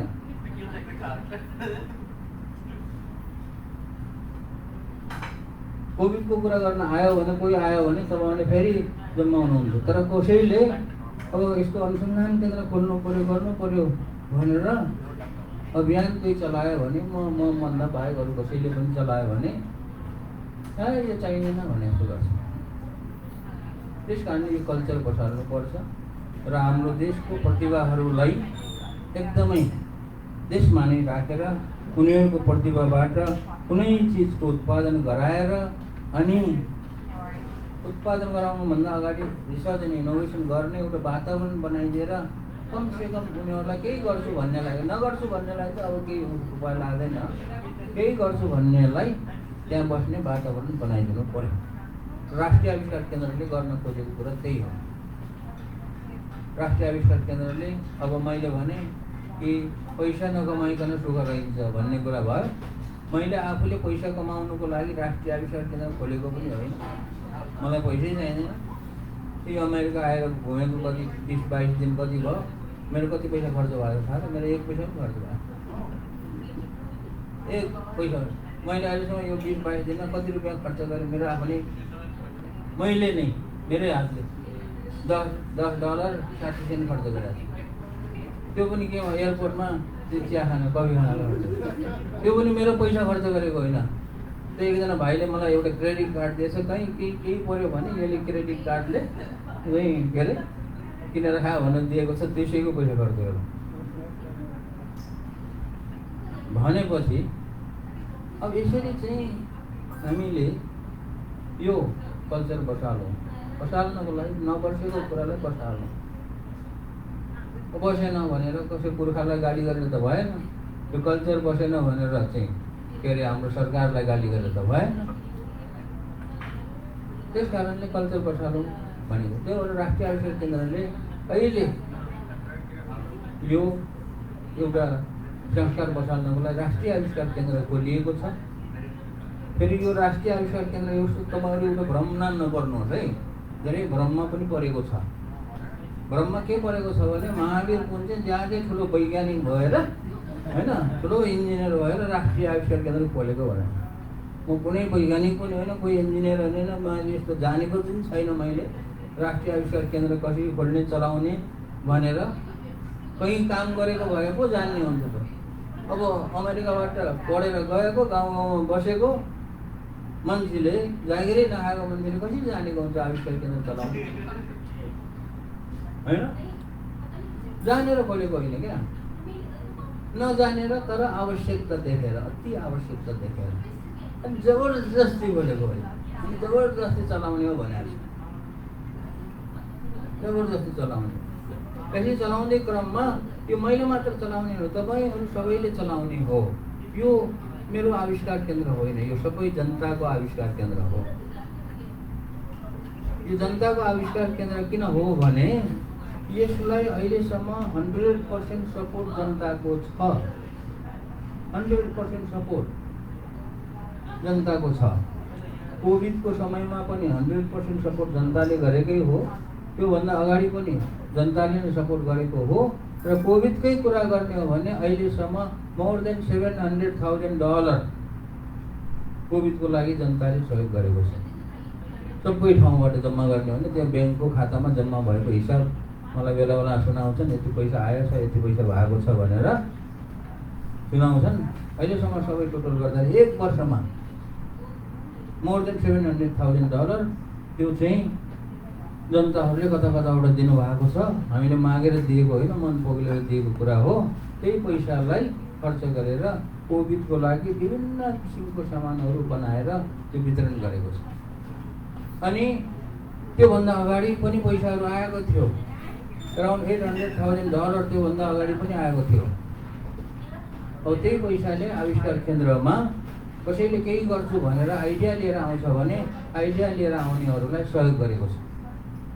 अब हाम्रो सहयोग गर्ने तरिका चाहिँ अलिक फरक छ, अलिक भिन्न छ। कोही कोही मान्छे त अलिकति हाँसो पनि उठ्छ। आविष्कार केन्द्रमा हामीले कसरी सहयोग गर्छौँ त्यो कुरा पनि जान्नुहोस्। आविष्कार केन्द्रमा हामीले के गर्छौँ भने हामीले नै यो चिजको आविष्कार गर्ने भनेर प्लान गर्दैनौँ। हामीले आइडिया लिएर आऊ भन्छौँ। आइडिया लिएर आऊ, विभिन्न किसिमको आइडिया चाहिँ नयाँ चिजहरू बनाउने गर्ने आइडिया छ, लिएर आऊ भन्छ। र कसैले आइडिया लिएर त थुप्रै मान्छेहरू आइरहेका छन्। नेपालीलाई मात्र, नेपालमा बस्नेलाई मात्र होइन कि विदेशमा बस्नेलाई पनि आइडिया लिएर आउनुहोस् भनेको छ। र आइडिया लिएर आएपछि हामीले के गर्छौँ भने त्यसलाई सिलेक्सन गर्नु पर्यो। हाम्रो टिमहरू छन्। अब त्यो सिलेक्सन गर्नलाई फेरि एउटै क्राइटेरिया राखेको छ। त्यो क्राइटेरिया भनेको त्यो आइडिया चाहे सानो होस्, चाहे ठुलो होस्, चाहे जुनसुकै विषयको होस्, विषय भनेर जेसुकै पनि विषयको हुनसक्छ। त्यो आइडिया चाहिँ के हुनु पर्यो भने मा रिसर्च गरेर कुनै चिज बनायो भने त्यसको व्यापार हुने चिज हुनु पर्यो। व्यापार हुने, भोलि गएर त्यसले व्यापार गर्छ भनेर थाहा हुनु पर्यो। व्यापार गर्ने चिज बन्छ भनेर, अथवा त्यो चाहिँ उद्यमी बन्ने चान्स छ, व्यापार हुने चान्स छ भनेर त्यो आइडिया भने, त्यो आइडियामा यदि व्यापार हुन चान्स छ भने र त्यसलाई हामीले मद्दत गर्छौँ। व्यापार हुने आइडिया छैन भने त्यसलाई होइन यो भन्दैन बाबु भन्न पठाइदिन्छ। चाहे सानो होस् ठुलो होस्। अब व्यापार हुने चान्स भएको, चान्स भनेको किन भनेको भने त्यो ल्याएको आइडियाहरू रिसर्च एन्ड इनोभेसनमा सक्सेस रेट कति हुन्छ त्यो पनि तपाईँले थाहा पाउनुपर्छ होला, थाहा छ होला। त्यो भनेको 10-15% सक्सेस रेट हुन्छ, 80-90% त्यो फेल हुन्छ। कुनै पनि अमेरिकामा गर्ने रिसर्च एन्ड इनोभेसनमा पनि त्यही हो, जापानमा गर्ने पनि त्यही हो, नेपालमा गर्ने पनि त्यही हो। त्यति धेरै चाहिँ फेल हुन्छ क्या रिसर्च एन्ड इनोभेसनमा। र त्यसलाई चाहिँ हामीले सुरु गर भन्छौँ। काम सुरु गरिदिएपछि अब कसरी गर्ने, अब के चाहिन्छ नि त्यो कुनै चिजको प्रोटोटाइप बनाउनु पऱ्यो क्या पहिला। जस्तो यस्तो सिसा यस्तो चिज बनाउँछु भनेर आयो भने यसको प्रोटोटाइप बनाउनु पऱ्यो। प्रोटोटाइप बनाउनुको लागि त्यसको लागि चाहिने सामानहरू, कुनै इलेक्ट्रोनिक्स होस् चाहे कुनै चिज होस्, त्यसको सामानहरू, चाहिने सामानहरू जे चाहिन्छ त्यो सबै उनीहरूलाई उपलब्ध गराउँछ। नेपालमा पाउने नेपालमै, नपाउने विदेशबाट मगाएर पनि। मैले कहिले कहिले भन्छु नि, यस्तो सामानहरू अमेरिकाबाट आउने अथवा बेलायतबाट आउने, जापानबाट आउने, अस्ट्रेलियाबाट आउने कसैले के अरे आउँदै हुनुहुन्छ भने यस्तो सामान ल्याइदिनु होला भनेर मैले भन्छु नि। त्यो हामीले किनेर दिने हो क्या उनीहरूलाई। त्यो सामान दिने, त्यो सामान मात्र दिएर भएन, औजार, इक्विपमेन्ट्स, टुल्सहरू के चाहिन्छ त्यो पनि दिने। काम गर्ने थलो चाहियो यत्रो, थलो दिने, उसलाई मेन्टरिङ दिने, उसलाई चाहिँ खानेको दिनसाग खाना दिने मजासँग होइन। बेला बेला मासु भात पनि खुवाउने भइरहेछ, मजासँग खुवाएको छ। अहिले त झन् मासु भात नै त्यसरी खायो भनेर कुखुरै पालिदिएको छ त्यो राष्ट्र है। कुखुरा फार्मै बनाइदिएछ, मन लाग्यो भने काटेर खान्छन्।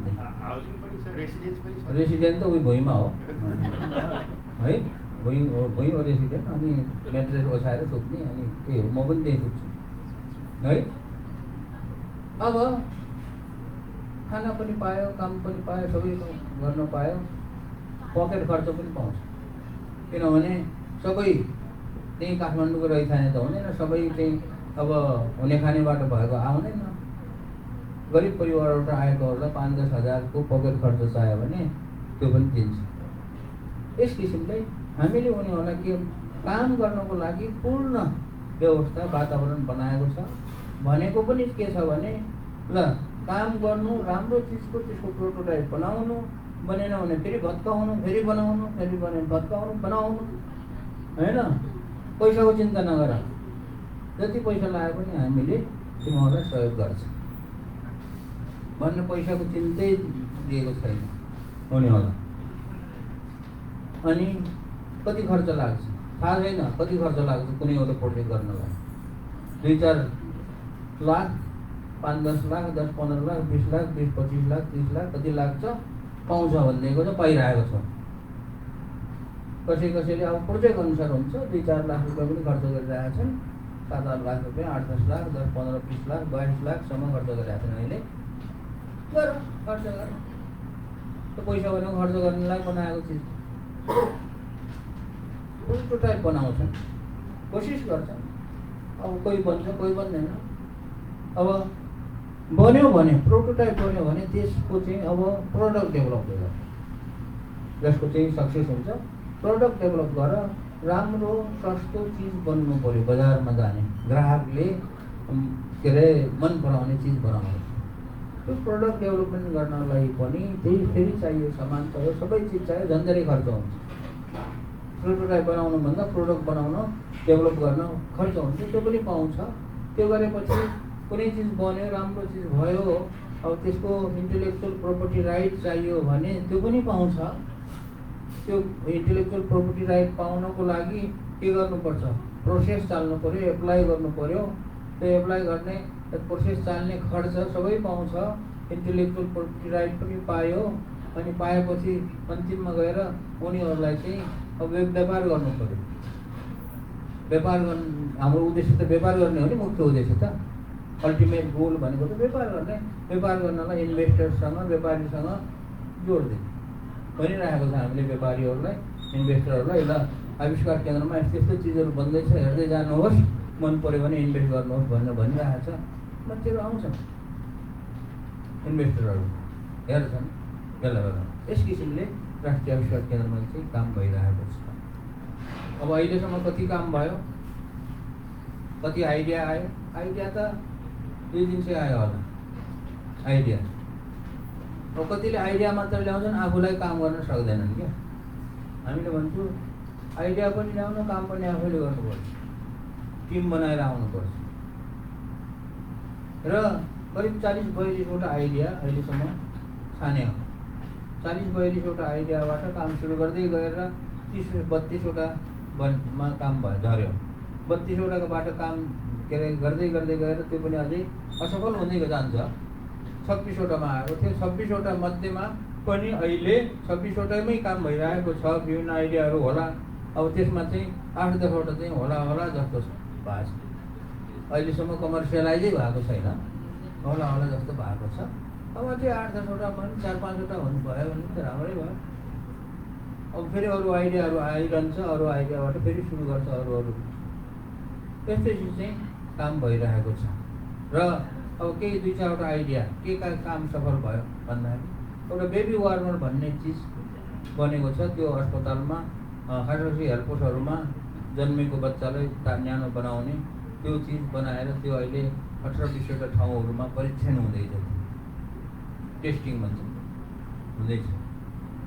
सोलर ड्रायर दिउँसो सोलरले, राति चाहिँ बिजुलीले चलाउने सोलर ड्रायर बन्दैछ। त्यो बनेर पनि राम्रो भएको छ। यहाँ अर्डर थुप्रै आएको छ अहिले। यहाँ चाहिँ के अरे उसले कोभिडले गर्दाखेरि काम गर्नु भएको छ। अब अहिले हामीले यो स्ट्यानफोर्ड युनिभर्सिटीसँग मिलेर कोभिडको समयमा त्यहाँको रिसर्च टिमसँग मिलेर हाम्रो रिसर्च टिमले उस गरेको छ, के अरे यो भेन्टिलेटर बनाउँदैछ। त्यो पनि राम्रै बन्दैछ, सस्तो बन्दै भयो। अब यो सफ्टवेयर, यो इलेक्ट्रोनिक हेल्थ रेकर्डिङ सिस्टम भनेर चाहिँ अस्पतालहरूमा चलाउने सिस्टम बनेको छ। अहिले त्यसको पाइलट भइरहेको छ। अब यहाँ थुप्रै यस्तो कामहरू भएन, त्यो सबै कामहरू तपाईँहरूले वेबसाइटमा गएर हेर्नु होला होइन। वेबसाइट हाम्रो वेबसाइट छ, अथवा के काम भइरहेको छ भने सबैभन्दा वेबसाइट भन्दाखेरि पनि आँखाले हेर्नु हो भने युट्युबमा गएर हेर्नु हो। युट्युबमा गएर हेर्नुहोस्, राष्ट्रिय आविष्कार केन्द्र लेख्नुहोस् अथवा मेरो नाम लेख्नुहोस् अथवा नेसनल इनोभेसन सेन्टर लेख्नुहोस्, त्यो खोज्नुहोस्। खोज्यो भने थुप्रै मिडियाहरूले, त्यो मिडिया नआएको त दिनै हुँदैन त्यो है, दिक्कै पर्छ। अब राष्ट्रिय आविष्कार केन्द्रमा भइरहेको एक्टिभिटिजहरूको भिडियो सिडियो खोलेर हालिरहेको छ, सधैँ हाल्छ। त्यो युट्युबमा गएर पनि हेर्नुहोस्, के चिज बनाउन कोसिस गरिरहेको रहेछ, भन्न लागिरहेको रहेछ भन्ने कुराहरू त्यहाँ युट्युबमा प्रशस्तै छ, त्यहाँ हेर्नु होला होइन। अब हामीले अहिले भनेको चाहिँ के हो त भन्दाखेरि यो कुनै ठुलो चिज बनाउनै सक्दैन। कतिले त के भन्छन् भने राष्ट्रिय आविष्कार केन्द्र भनेको यसले चाहिँ ठुलै आविष्कार केन्द्र होला भन्ने ठानेर नबुझेर हो त्यो कतिले भन्ने त।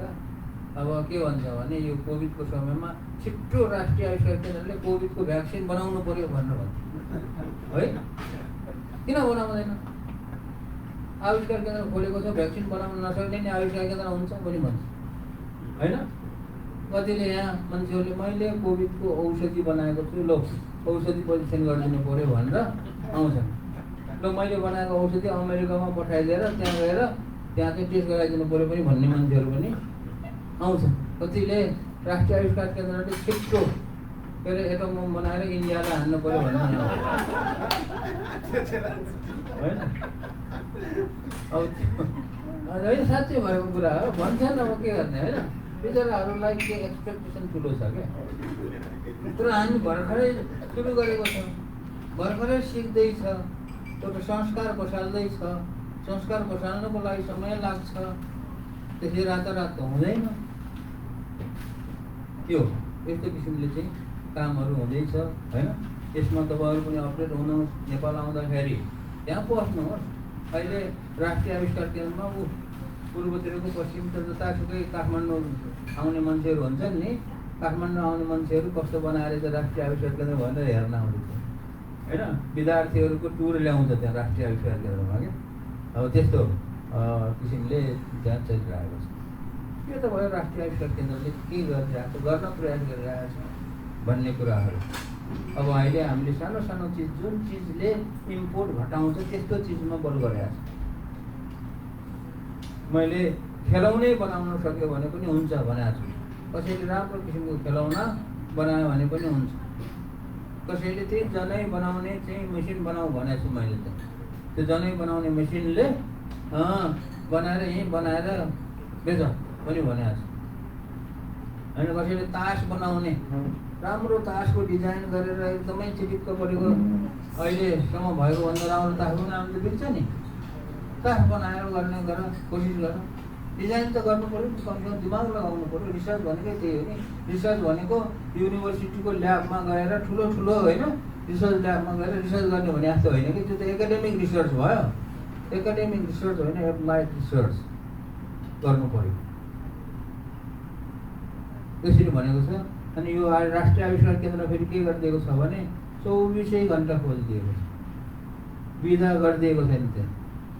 त्यो किन गरेको हो भने जोसुकैले पनि आफूलाई फुर्सद भएको समयमा केही गर्छु भनेर मन छ भने आएर काम गर्न पाओस् भनेर खोलिदिएको छ क्या।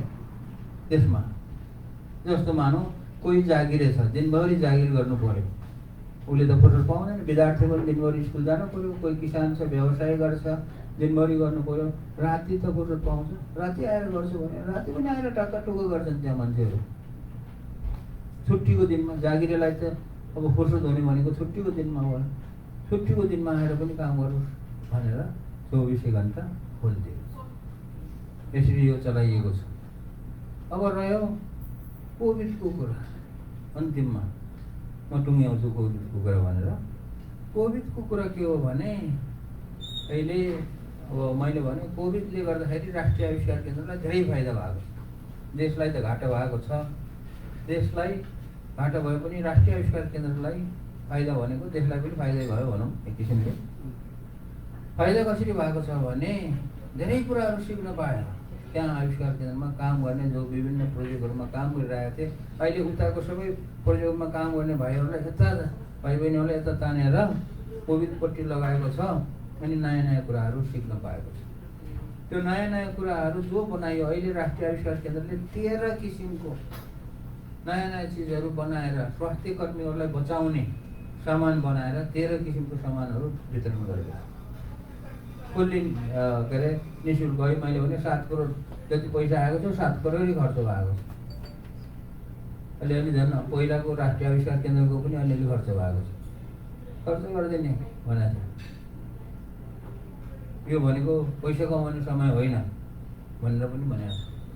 कसैले के भन्छन् भने राष्ट्रिय आविष्कार केन्द्रले पैसा मिनिमम भए पनि पैसा तोकेर बेच्नुपर्ने भन्छन्। हामी बेच्दै बेच्दैनौँ भने, किनभने जतिले पैसा दियो त्यो पैसा दिने मान्छेले केही बनाएर दियोस् भनेर एउटा धार्मिक भनौँ न एउटा इच्छाले धर्म कर्मको लागि दिएको पनि हो धेरैले दिनेहरूले। अनि यसरी दिएको पैसाले कुनै चिज बनाएर मूल्य तोकेर दियो भने त्यो पैसा दिने मान्छेको चित्त त दुखिहाल्छ। मेरै पनि दुख्छ क्या, मैले दिएको पैसाले कसैले त्यहाँ व्यापार गऱ्यो भने दुख्छ। त्यहाँले निःशुल्क बनायो। कसैले पैसा दिन मन लाग्यो भने ठिक छ, दिन मन लाग्छ भने दो। त्यही पैसाले बनाएको हो। 13 किसिमको चिजहरू बनायो, जस्तो पिपी बनायो, फेस बनायो, अनि यो स्वाब सङ्कलन गर्ने बुथ बनायो, अनि भेन्टिलेटर बिग्रेको भेन्टिलेटरहरू बनाइदियो। त्यो आइसोलेसन हुड भन्ने हुन्छ, आइसोलेसन च्याम्बर भन्नेहरू चाहिँ विभिन्न चिजहरू, त्यो सबै मैले भने फेरि युट्युबमा गएर हेर्नु होला। त्यहाँ सबैको यस्तो यस्तो चिजहरू बनायो भनेर सिरिसै बनाएर राखेको छ होइन। मरेको मान्छेलाई लास राख्ने एउटा बाक्स पनि बनाइदियो। त्यो मान्छे मऱ्यो भने अस्पतालमा मान्छे मऱ्यो भने तुरन्त चाहिँ त्यो बाक्स लिनै आउँछ, वहीँ राष्ट्रिय आविष्कार केन्द्रमा लिन आउँछ। एकैचोटि दिएर पठाउँदैन, पहिले नै उता जिल्ला बाहिर त पठाउँछौँ तर काठमाडौँको लागि। अनि अहिले हामीले बनाएको चिजहरू 60-61 जिल्लाहरूमा पुगिरहेको छ। अहिले अक्सिजन कन्सन्ट्रेटर, यो सेकेन्ड वेभमा अक्सिजन कन्सन्ट्रेटरहरू, अक्सिजन सिलिन्डरहरू जो दुःख छ तिनीहरूलाई दुर्गमको ठाउँहरूलाई जहाँ चाहिँ केही पनि छैन, एकदमै इन्टरभ्यू नै लिएर बाँडिरहेको छ। त्यसै बाँडेको छैन क्या। उनीहरूलाई चाहिँ कुन ठाउँ हो उहाँ फोन गर्छन्, कुन ठाउँ हो, कस्तो अस्पताल हो, कस्तो आइसोलेसन सेन्टर हो, अब त्यहाँ बिरामी कति छ होइन, अनि अक्सिजन सिलिन्डर छ कि छैन, अक्सिजनको के अभाव छ, त्यो सबै बुझेर हो यिनीहरू त बेसरी दुःख पाएको रहेछ भनेर के अरे निश्चित गरिसकेपछि उनीहरूलाई दिइरहेको छ। झन्डै 2 करोड रुपियाँ जतिको त अक्सिजन कन्सन्ट्रेटै गयो। अस्ति म यहाँ आएपछि यहाँ 60वटा न्युयोर्कको एउटा कम्पनीले 50वटा भेन्टिलेटर दिएको थियो। त्यो भेन्टिलेटर पनि तुरुन्तै पठायो, हामीले पठाएन। त्यो पठाउनको लागि त्यो 50वटा भेन्टिलेटर त दियो, अब यहाँ दियो भेन्टिलेटर दियो, अब हामीले अब पठाउनु पऱ्यो नेपालमा 50वटा भेन्टिलेटर पठाउनु त गाह्रै छ। तुरुन्तै पठाइदिने भनेर $40,000 भाडा तिरेर यहाँबाट पठाइदिएको छ। त्यहाँ अझै 1.5 टन 2 टन जति सामान टेक्ससमा जम्मा भइसकेको छ। अब त्यसलाई पनि पठाउनु पर्ने छ। अब यहाँ जम्मा गरेर राखेर त फाइदा भएन नि, त्यसलाई त पठाउनु पऱ्यो, जसरी भए पनि पठाउनु पऱ्यो। पैसा खर्च हुन्छ भनेर डराउनु भएन क्या। आपतको बेलामा त्यो गर्ने, त्यो कुराहरू गरिरहेको छ। अब जे सकिन्छ गरिरहेको छ। र यो कोरोनाको समयमा जे गरिरहेको छ, मैले के भनिरहेको छु भने त्यो हामीले यस्तो चिज गर्नुपर्छ भनेर जानेर सुरुमा जानेकै थिएन क्या। केही कुरा जानेकै थिएन कोरोनाको बारेमा। जति पनि कुराहरू बनाइरहेको छ त्यो डाक्टरहरूले हामीलाई आइडिया दिन्छ। डाक्टरहरू, स्वास्थ्य कर्मीहरूले के गर्दा कसो गर्दाखेरि उनीहरू चाहिँ सुरक्षित हुन्छन् भन्ने कुरा उनीहरूलाई थाहा छ, हामीलाई त थाहा छैन। यो भयो सुरुवात भएकै त्यसरी हो।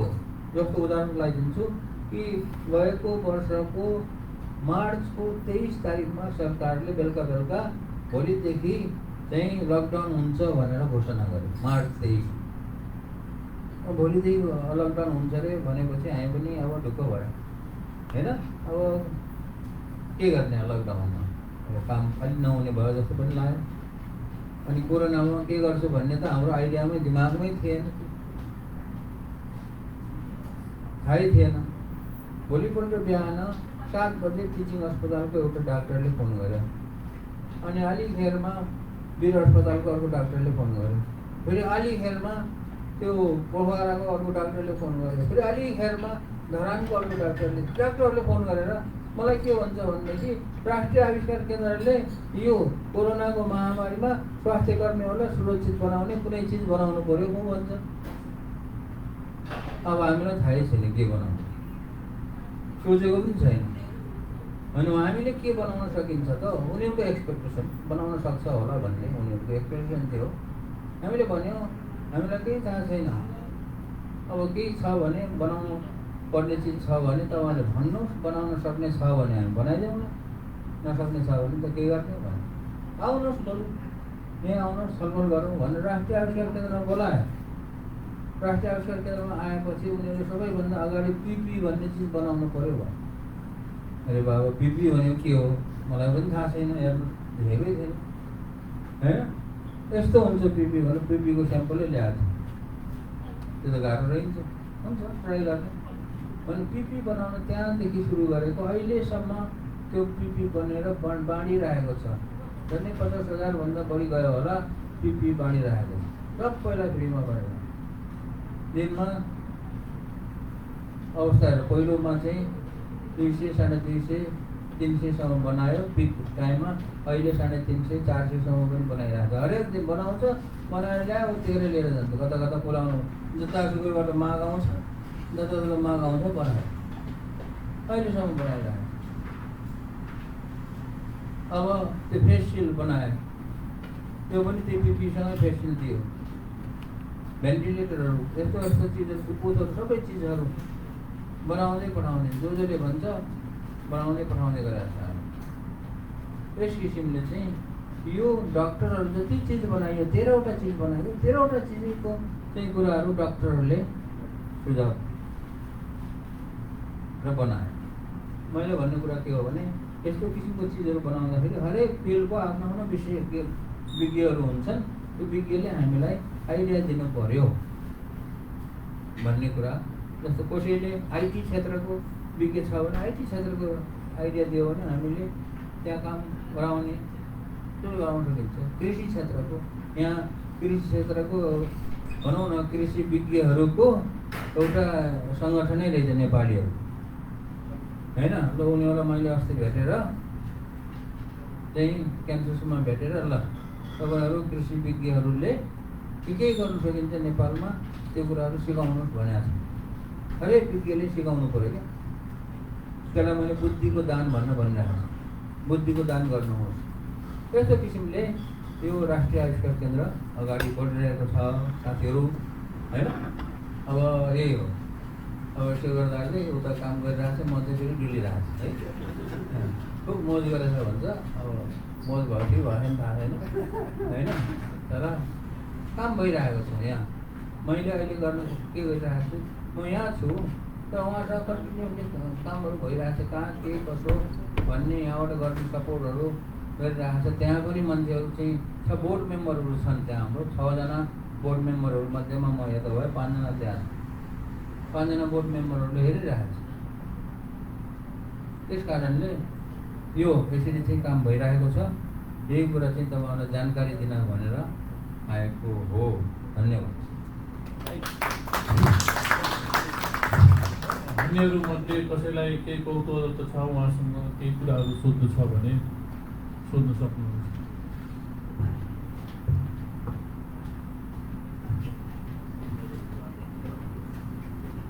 डाक्टर साहबले त्यो राष्ट्रिय आविष्कार केन्द्रको बोर्डको कुरा गर्नुभयो, त्यसको मेम्बरसिपको बारेमा कसो भनिदिनु न, कस्तो कस्तो मान्छे छ, कसरी सेलेक्ट हुन्छ, तपाईँको कुन कुन विज्ञहरू अथवा कस्तो ब्याकग्राउन्डबाट आउनुभएको छ? बोर्ड भनेर यस्तो छ, राष्ट्रिय आविष्कार केन्द्र भनेको एउटा नन प्रफिट अर्गनाइजेसन हो। यसमा अहिले हामी 6 जना बोर्ड मेम्बरहरू छौँ। 6 जना बोर्ड मेम्बरहरूको कार्य विभाजन यसरी गरेको छ। यसको आर्थिक कारोबार हेर्ने यताउता सबै गर्ने भनेर 2 जना बोर्ड मेम्बर चाहिँ जो चाहिँ यो आर्थिक कारोबार सम्बन्धी विज्ञहरू हुनुहुन्छ उहाँहरूलाई जिम्मा दिएको छ। त्यो भनेको के अरे रामेश्वर बनाल र हरि सिलवाल भन्ने छ र अहिले हाम्रो एउटा चार्टर्ड एकाउन्टेन्ट पनि छ। उनीहरूले त्यो आर्थिक कारोबारको हेर्छ। र अर्को उति बेला सुरुमा हामीले राष्ट्रिय आविष्कार केन्द्रलाई उस गराउनको लागि के अरे दिगो बनाउनको लागि एउटा हाइड्रो बनाउने भनेर भनेको थियो। खुब प्रयास गऱ्यो, त्यो बन्न सकेको छैन। तर हाइड्रोको सम्बन्धी हेर्ने अर्को विज्ञ हुनुहुन्छ डम्बर नेपाली, अनि 2 जना विज्ञहरू चाहिँ वैज्ञानिकै हुनुहुन्छ। उहाँहरू एउटा दिनेश भेन्जु भन्ने र प्रमोद ढकाल भन्ने 2 जना विज्ञहरू हुनुहुन्छ। उहाँ हेर्नुहुन्छ। अब रह्यो आविष्कार केन्द्रमा अरू बोर्ड मेम्बरहरू थप्ने कि नथप्ने भन्ने कुराहरू। त्यो भन्ने कुराहरू यो यति नै हुनुपर्छ भन्ने छैन। कुनै पनि संस्थामा 8, 9, 10, 15वटा अब के अरे बोर्ड मेम्बरहरू हुन्छन्। साह्रै धेरै बनाएर पनि त्यो फाइदा छैन। तर हामीले भनेको के छ भने जसले चाहिँ राष्ट्रिय आविष्कार केन्द्रको विकासको लागि एकदमै ठोस योगदान पुर्याउन सक्ने कोही व्यक्ति छ भने उसलाई चाहिँ हामी बोर्ड मेम्बर राख्छौँ। मेम्बरसिप जो भन्नुभयो त्यो मेम्बरसिप भनेको कुनै क्लबको मेम्बरसिप भने जस्तो पैसा तिरेर मेम्बरसिप हुने भन्ने हुँदैन। त्यो योगदानको भरमा त्यसमा चाहिँ मेम्बरसिप भन्ने हुन्छ। अब जहाँसम्म अरू जो त्यहाँ संशोधन आविष्कार गर्नेहरू छन् कसरी त्यहाँ आउने भन्ने कुरा छ। उनीहरूले के गर्नुपर्छ, केही गर्नु पर्दैन, सिर्फ राम्रो आइडिया, व्यापार हुने आइडिया लिएर आउनु पर्यो, तिनीहरूले काम गर्न पाउँछ। त्यसरी चाहिँ हामीले गरेको छ अहिलेसम्म।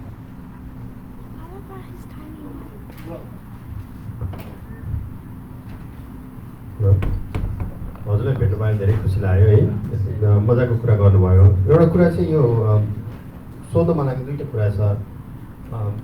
यो रिसर्च एन्ड डेभलपमेन्टको सपोर्टमा नेपालमा भएको युनिभर्सिटी प्रोग्रामहरूले केही सपोर्ट, फाइनेन्सियल सपोर्ट होइन, जस्तो R&D सपोर्ट त्यहाँ केही राष्ट्रिय आविष्कार केन्द्रलाई गर्छ कि गर्दैन, एउटा। अर्को चाहिँ सोधिहाल्छु। अर्को चाहिँ यो प्रोडक्ट डेभलपमेन्ट भइरहेको छ, अब प्रोटोटाइप डेभलपमेन्ट, यो फेजमा त्यहाँ राष्ट्रिय आविष्कार केन्द्रमा चाहिँ कसरी यो मेन्टोरिङ गर्ने अथवा कमर्सियलाइजेसनतिर पठाउनेतिर त्यस्तो मेन्टोरिङ सपोर्टहरू कहीँबाट हुन सक्छ छैन? पहिलो कुरा अरू युनिभर्सिटीहरूको रिसर्च सेन्टरहरू, युनिभर्सिटीहरूले राष्ट्रिय आविष्कार केन्द्रलाई सपोर्ट गरेको छैन भन्ने कुरामा खास गरी भएको चाहिँ उल्टो छ। त्यो हामीले अरू युनिभर्सिटीहरूलाई तपाईँहरूले पनि राम्रो राम्रो विद्यार्थीहरू ल्याउनुहोस्, आइडिया भएको व्यापार गर्न सक्ने किसिमको विद्यार्थीहरू ल्याउनुहोस्, हामीले सपोर्ट गर्छु भनेर हामीले सपोर्ट गरिरहेको। जस्तो रामपुर कृषि विश्वविद्यालय भन्ने छ, त्यहाँ वन विश्वविद्यालय, त्यहाँको विद्यार्थीहरूले चाहिँ र त्यहाँको त्यो डिपार्टमेन्टको उहाँहरूले एउटा प्रोजेक्ट ल्याउनु भएको थियो। र त्यो प्रोजेक्ट के थियो त भन्दाखेरि कुखुराको दाना बनाउने, ब्ल्याक सोल्जर फ्लाइबाट। हामीले उनीहरूलाई चाहिँ पूर्ण रूपमा 12-15 लाख रुपियाँ चाहिँ सपोर्ट गरेर उनीहरूले त्यसमा रिसर्च गरेर त्यो चाहिँ सक्सेस भयो। निकै समय लाग्यो तर सक्सेस भएर अहिले त्यो कुखुराको दाना बनाउने तालिम चाहिँ अब गाउँ गाउँको मान्छेहरूलाई जसले कुखुरा पालेको छ त्यो कुखुराको कृषकहरूलाई ल्याएर तालिम दिएर त्यो अहिले त्यसको विकास गरेको छ। काठमाडौँ युनिभर्सिटीको चाहिँ एउटा टिमले हामीसँग चाहिँ यो सोलर पावरको सम्बन्धी कामहरू गरेको थियो। उनीहरूलाई पनि हामीले 8-10 लाख रुपियाँ त्यो सहयोग गरेको छ त्यो रिसर्चको लागि। अहिले हामीले विराटनगरमा मनमोहन पोलिटेक्निक युनिभर्सिटी भनेर खोल्दैछ। अब त्यहाँ पनि पुरा सहयोग दिने, त्यहाँको रिसर्च गर्ने, त्यो क्षेत्रको रिसर्च गर्नेहरूलाई त्यहीँ ल्याएर त्यहीँ काम गर्न सहयोग गर्ने भनेर पैसा हामीबाट आउँछ, त्यहाँ काम गराउनुहोस् भनेको छ। पोखरामा गण्डकी विश्वविद्यालय भन्नेले पनि एउटा राष्ट्रिय आविष्कार केन्द्र जस्तै खोल्छु, कस्तो बनाउने होला भन्थ्यो। अनि हामीले यो हाम्रै जस्तो टहर बनायो भने छ, टहर बनाउँदैछ अहिले। अरू ठुलो बिल्डिङ नबनाऊ, बिल्डिङमा पैसा खर्च गर्ने होइन, यस्तै टहर बनाऊ अनि यस्तो इक्विपमेन्ट्सहरू किनौँ भनेर यो प्रदेश सरकारले छुट्याएको बजेटबाट त्यो बनाउँदैछ। अब त्यो त बन्ला, तर भोलि गएर त्यहाँको रिसर्च गर्नेहरूलाई जो सहयोग चाहिन्छ त्यो सहयोग चाहिँ राष्ट्रिय आविष्कार केन्द्रले दिन्छ भनेको छ। कुनै पनि अरू सबैलाई भनेको छ, राम्रो मान्छेहरू उत्पादन गर, ल्याऊ, रिसर्च गर्न लगाऊ, रिसर्च गर्नको लागि राष्ट्रिय आविष्कार केन्द्रले सहयोग गर्छ भनेर हामीले चाहिँ भनेको छ। त्रिभुवन विश्वविद्यालयले त्यही भनेको छ, सबै विश्वविद्यालयलाई त्यही भनेको छ। त्यति मात्र होइन, अहिले विदेशमा बस्ने नेपालीको छोराछोरीहरू कसैले केही रिसर्च गर्छु भनेर इन्टर्नसिपमा त्यहाँ जान्छु भन्यो भने पनि त्यहाँ पाउँछ, त्यहीँ गएर केही रिसर्च गर्छु भन्यो भने पनि उनीहरूले पनि सहयोग पाउँछ। र अर्को कुरो फेरि अहिले के छलफल भइरहेको छ भने विदेशमा पनि राष्ट्रिय आविष्कार केन्द्रको कुनै एउटा छाप फुटप्रिन्ट हुनु पर्यो भन्ने हिसाबले एनआइसी अमेरिका भयो, एनआइसी युके, एनआइसी जापान अथवा एनआइसी भनौँ, यस्तो किसिमको चाहिँ एउटा खोल्ने, यहीँ अमेरिकामा भएको हाम्रै छोराछोरीहरू कोही एकदमै ट्यालेन्टेड आयो भने यहीँ सपोर्ट गर्ने, उहाँ जानु परेन क्या। त्यस्तो किसिमको एउटा प्लेटफर्म बनाउने भनेर हातेमालो भन्ने एउटा नाम दिएको छ होइन। त्यसको लागि के कसरी गर्नुपर्छ भने टेक्सास डालसमा साथीभाइहरूले त्यहाँ चाहिँ काम गरिरहेको छन् र त्यो चाहिँ ठाउँ फैलाउनु पर्यो। र तिनीहरूको लागि पनि त रिसर्च गर्नलाई त्यो गर्नु पर्यो। मैले यो दुईवटा युनिभर्सिटीमा नेपालीहरूको भाइ बहिनीहरूलाई पनि भने कि भाइ बहिनीहरूले कोही रिसर्च गर्नु पर्यो, कोही नयाँ आइडिया आयो भने मलाई भन, तिमीहरूलाई यहीँ पैसा खोजिदिन्छु भनेको थिएँ। अब के गर्नु त, नहुने पनि थियो त्यही। अब त्यो भयो पहिलो प्रश्न होइन त। तपाईँको दोस्रो प्रश्न चाहिँ के थियो अरे? दोस्रो चाहिँ मैले कस्तो भन्दाखेरि अब एउटा फेजमा छ, प्रोटोटाइप प्रोडक्टहरू बनिरहेछ। ए अनि कसैले मेन्टरिङ गर्ने कमर्सियलाइजेसन होइन, यस्तो हो। अहिले चाहिँ हामी बल्ल सिक्दैछौँ, काम सुरु गर्दैछौँ, स्टेट भर्खर बामे सर्दैछौँ भनौँ न, बामे सर्दैछौँ। अब यसमा मेन्टरिङहरू चाहियो भने मैले यस्तै किसिमको मेन्टरिङ चाहियो भनेर भनिरहेको छु। र अर्को अनुरोध के गरिरहेको छु भने कसैले कुनै पनि विषयमा आफ्नो एक्सपर्टिजको लागि, जस्तो हिजो म इन्डियामा थिएँ, इन्डियामा जुन घरमा बसेँ त्यहाँ घरको भाइ चाहिँ अब एरोस्पेस इन्जिनियरिङमा ऊ चाहिँ एक्सपर्ट रहेछ ल। अब उसले म गर्छु भनेर मेन्टरिङ होइन। मैले क्यान्ससमा त्यही मैले भेटेँ एग्रिकल्चरको लागि, अब उनीहरूले गर्छु भने उहाँ के अरे डिट्रोइटमा पनि भेटेँ। यस्तो किसिमले कसैले मेन्टरिङ गर्ने हो भने तपाईँहरूले आफ्नो नाम हामीलाई दियो भने अहिले पनि त्यहाँ लिस्ट बनाइराखेको छ हामीले, 6 लिस्ट जसले मेन्टरिङ गर्छु भन्यो भने आवश्यक परेको खण्डमा त्यो विषयमा सधैँ आवश्यक पर्छ भन्ने त छैन। त्यो विषयमा कसैले केही आइडिया ल्याएर त्यो विषयमा काम गर्दाखेरि मेन्टरिङ चाहियो भने तपाईँहरूलाई हामीले सम्पर्क गर्नु मेन्टरिङको लागि। अब अर्को विषय के कस्तो चाहिएको छ भने व्यापारी चाहिएको छ क्या। व्यापार गर्न जान्ने साह्रै बाटो मान्छे होइन, त्यस्तो मान्छेहरू पनि म व्यापार गर्नलाई सहयोग गर्छु भनेर भन्छ भने त्यो पनि चाहियो। किनभने कुनै चिज बनाइयो होइन, उत्पादन गरियो, अब यसको व्यापार गरेन भने यत्रो बनाउनलाई लागि गरेको खर्च त त्यो त कलममा पानी हाले जस्तो भयो नि। त्यस कारणले कसैले व्यापार गर्न सहयोग गर्छु भन्ने भने पनि त्यो इन्भेस्टरहरूले, व्यापारीहरूले पनि हामीलाई नाम लेखाएर हुन्छ सबै कुरा। हजुरले चाहिँ अहिलेसम्म व्यापारकै कुरा गर्नुभयो। प्रोटोटाइप बनाइसकेपछि कमर्सियलाइज हुने बेलामा चाहिँ त्यो प्रोडक्टहरूलाई व्यापारीलाई दिँदाखेरि तपाईँहरूले चाहिँ त्यसको रेभेन्यू अथवा प्रफिटको 30% पाउनै पर्दैन कि अहिलेसम्म पर्दैन भनेको छ। व्यापार त घाटै भयो नि त। होइन त्यो भन्ने एउटा कारण छ। त्यो एउटा कारण के छ भने अहिलेलाई चाहिँ हामीले उनीहरूलाई एट्र्याक्सन गर्ने हो क्या, एट्र्याक्ट गर्ने, उनीहरूलाई भाग्नबाट बचाउने, तान्ने। अहिले नै चाहिँ हामीले आविष्कार केन्द्रलाई यति प्रतिशत दिनुपर्छ, तिमीहरूले यति पर्छ भनेर त्यस्तो किसिमको टर्म्स एन्ड कन्डिसन गरायो भने त्यो मान्छेहरू अलिकति बिच्किन्छ। मान्छेलाई बिच्काउने होइन। हामीले त जति सक्दो व्यापारीहरू, जति सक्दो आइडिया भएको मान्छेहरू तान्ने हो नि हाम्रो उद्देश्य त। अहिले नै व्यापार गर्ने होइन। भोलि भविष्यमा होला 5 वर्षपछि 10 वर्षपछि त्यस्तो किसिमको गर्नु पर्ने अवस्था पनि आउँछ। गरिरहेको पनि सबैले गरेको पनि त्यही हो होइन। अब त्यो लङ टर्ममा सस्टेनेबिलिटीको प्लानमा त्यो पनि पर्छ।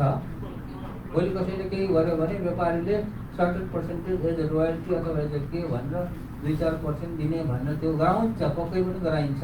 तर अहिलेलाई चाहिँ हामीले नगराउने नै भनेर नगराएको हो। ठिक छ, पैसा कमायो होइन, पैसा कमाएर कसैले दान गर्छ भने ठिकै छ, दान लिने मन लाग्यो भने दान गर्नु है त भनिन्छ नि कमसेकम। पैसा कमायो भने, नकमायो भने परेन होइन।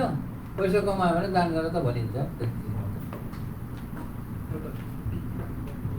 अलिकति गभर्मेन्ट सपोर्टको कुरा गरिदिनु न। सरकारले के कस्तो सहयोग गरिरहेछ? अब राष्ट्रिय आविष्कार केन्द्र जस्तो एजेन्सी भनेको त सरकारले लिड गर्नुपर्ने चिजहरू लिड त गरेको छैन। अब प्राइभेट सेक्टर तपाईँहरूले यत्रो बोर्ड मेम्बर, बुद्धिजीवी लगाएर यसलाई हुर्काउनु भयो। अब ठुलो बनाएर कहाँ लाने? सरकारको यसमा रोल के भएको छ? हजुर बसेकै बोल्नु भएको बस्यो भने बोलै आउँदैन, बस्यो भने बोल। अब सरकारको रोल भनेको के हो भने अहिलेसम्म यहाँ मान्छे झुक्किएको छ। धेरै मान्छेहरू अर्को कारणले पनि झुक्किएको छ। त्यो के भनेर झुक्किएको छ भने राष्ट्रिय आविष्कार केन्द्र भनेको हुनाले यो चाहिँ सरकारले सञ्चालन गरेको हो भन्ने कुरामा त्यो नामबाट झुक्किएको छ। कतिले भन्छ कि मैले त अहिलेसम्म हेर्छु पो सोचिरहेको त्यहाँ होइन रहेछ त। राष्ट्रिय आविष्कार केन्द्रलाई त सरकारले त केही 1 रुपियाँ पनि दिएको छैन होइन, नदिएको कुरो। अनि झुक्किने कारण चाहिँ त्यो राष्ट्रिय भन्ने शब्दले झुक्किहाल्छ क्या। त्यो कारण किन राष्ट्रिय राखेको हो भन्दाखेरि यो आविष्कार केन्द्र राष्ट्रको हो, भोलि गएर यो राष्ट्रको सम्पत्ति हुन्छ भन्ने कुरा पुरा त्यो प्रबन्ध पत्र, त्यो विधानमा चाहिँ सबै कुरा क्लियर छ। मैले आफ्नो लागि, आफ्नो फाइदाको लागि, आफ्नो समूहको फाइदाको लागि भनेर महावीर कुन राष्ट्रिय आविष्कार केन्द्र अथवा महावीर राष्ट्रिय आविष्कार केन्द्र राखेको छैन। किनभने मलाई यो चाहिँदै चाहिँदैन होइन। मलाई त पैसा पनि चाहिँदैन भनिसकेँ हेर्नुहोस् होइन। मैले बिना पैसा जिन्दगी बिताउँछु, हेर्दै जानु होइन। मलाई त चाहिएको छैन। यो राष्ट्रको लागि हो। यो नगरिकन राष्ट्र चाहिँ बच्दैन, राष्ट्रको अस्तित्वै रहँदैन क्या। हेर्नु, यो राष्ट्रिय आविष्कार केन्द्र जस्तो अभियान यही मात्र होइन कि यस्तो किसिमको अभियान चालेर देशको आर्थिक रूपमा देशलाई सबल बनाइएन भने यो चाहिँ चल्दैन। त्यस कारणले यो राष्ट्रिय अभियान हो, यो सबै जनताको हो होइन। अब सबै जनतामा सरकार पनि पर्यो होइन। सरकारमा जाने मन्त्री, प्रधानमन्त्री, त्यो ठुलो मन्त्रालयको सचिवहरू त्यो सबै जनता होइन, सबै जनताको हो, तिनीहरूको पनि हो। अब यसलाई चाहिँ जनताको सपोर्टबाट चलेको हुनाले जनताको आविष्कार केन्द्र पनि भनिन्छ होइन। अब अब्राहम लिङ्कनले भने जस्तै होइन, democracy for the people, of the people, by the people भनेको मैले राष्ट्रिय आविष्कार केन्द्रलाई के भन्छु भने राष्ट्रिय आविष्कार केन्द्र is of the people, for the people, by the people पनि भन्छौँ होइन। त्यस कारणले यो जुन छ राष्ट्रिय आविष्कार केन्द्रलाई सबैले सहयोग गर्नुपर्छ, सरकारले पनि सहयोग गर्नुपर्छ। अझ सरकारले गरेको छैन। सरकारले नगर्ने एउटै कारण पत्ता लगाएँ मैले पछि। म चाहिँ अहिले मैले भने नि 29 वर्ष भयो। 29 वर्षमा यो खोलेको चाहिँ 3 वर्ष भयो, बाँकी रह्यो 26 वर्ष।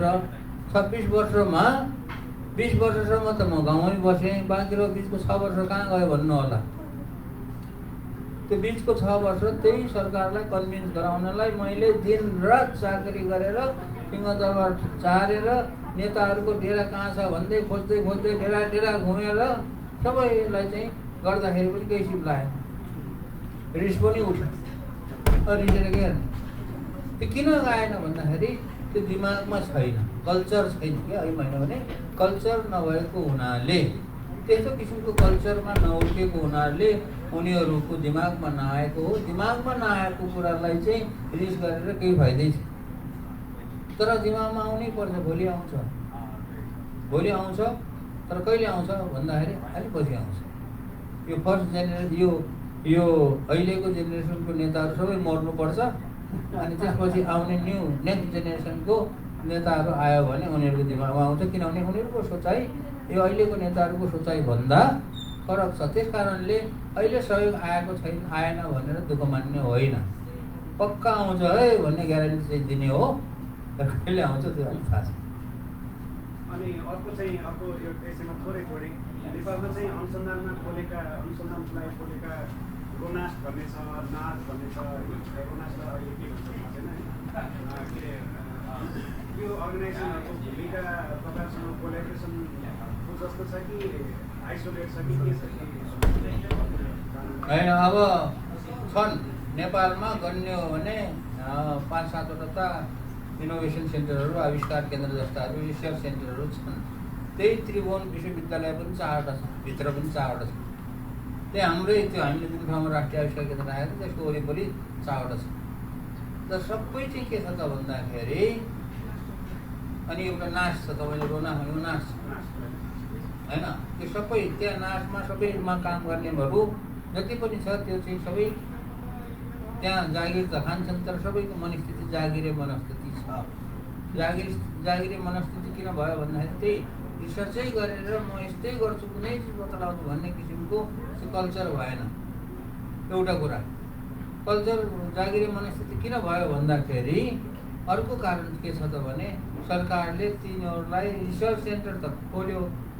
सबै रिसर्च सेन्टरहरू हेर्नुहोस्, सबैको त्यसको इतिहास हेऱ्यो भने कुनै न कुनै डोनर एजेन्सीले अब त्यसको घर बनाइदिएको छ होइन, त्यहाँ चाहिँ सुरुवात गरिदिएको छ। तर घर बनाएर मात्र भएन नि, त्यसलाई भित्र अपरेसन मेन्टेनेन्स कस्टको लागि, अपरेसनको लागि त सरकारले बजेट कन्जुस नगरिकन बजेट छुट्याउनु पऱ्यो नि। बजेटै छुट्याइदिनु त कहाँबाट आउँछ तिनीहरूको पैसा?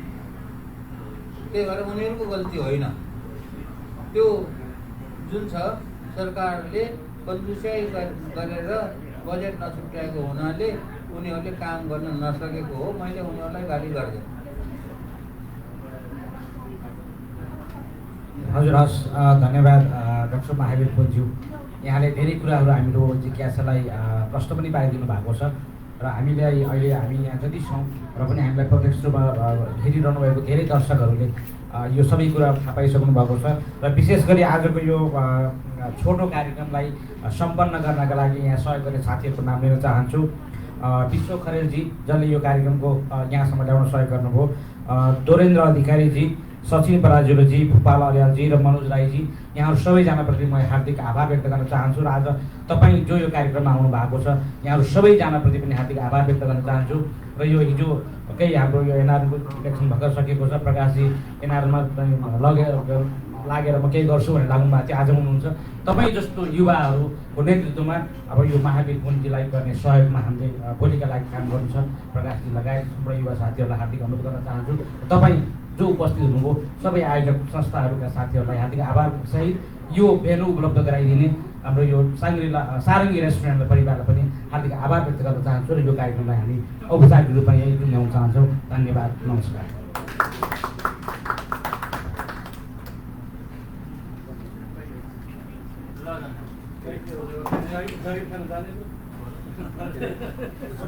एउटा ग्रुप फोटो लिने हो, अलि अगाडि लिन पाएको अझ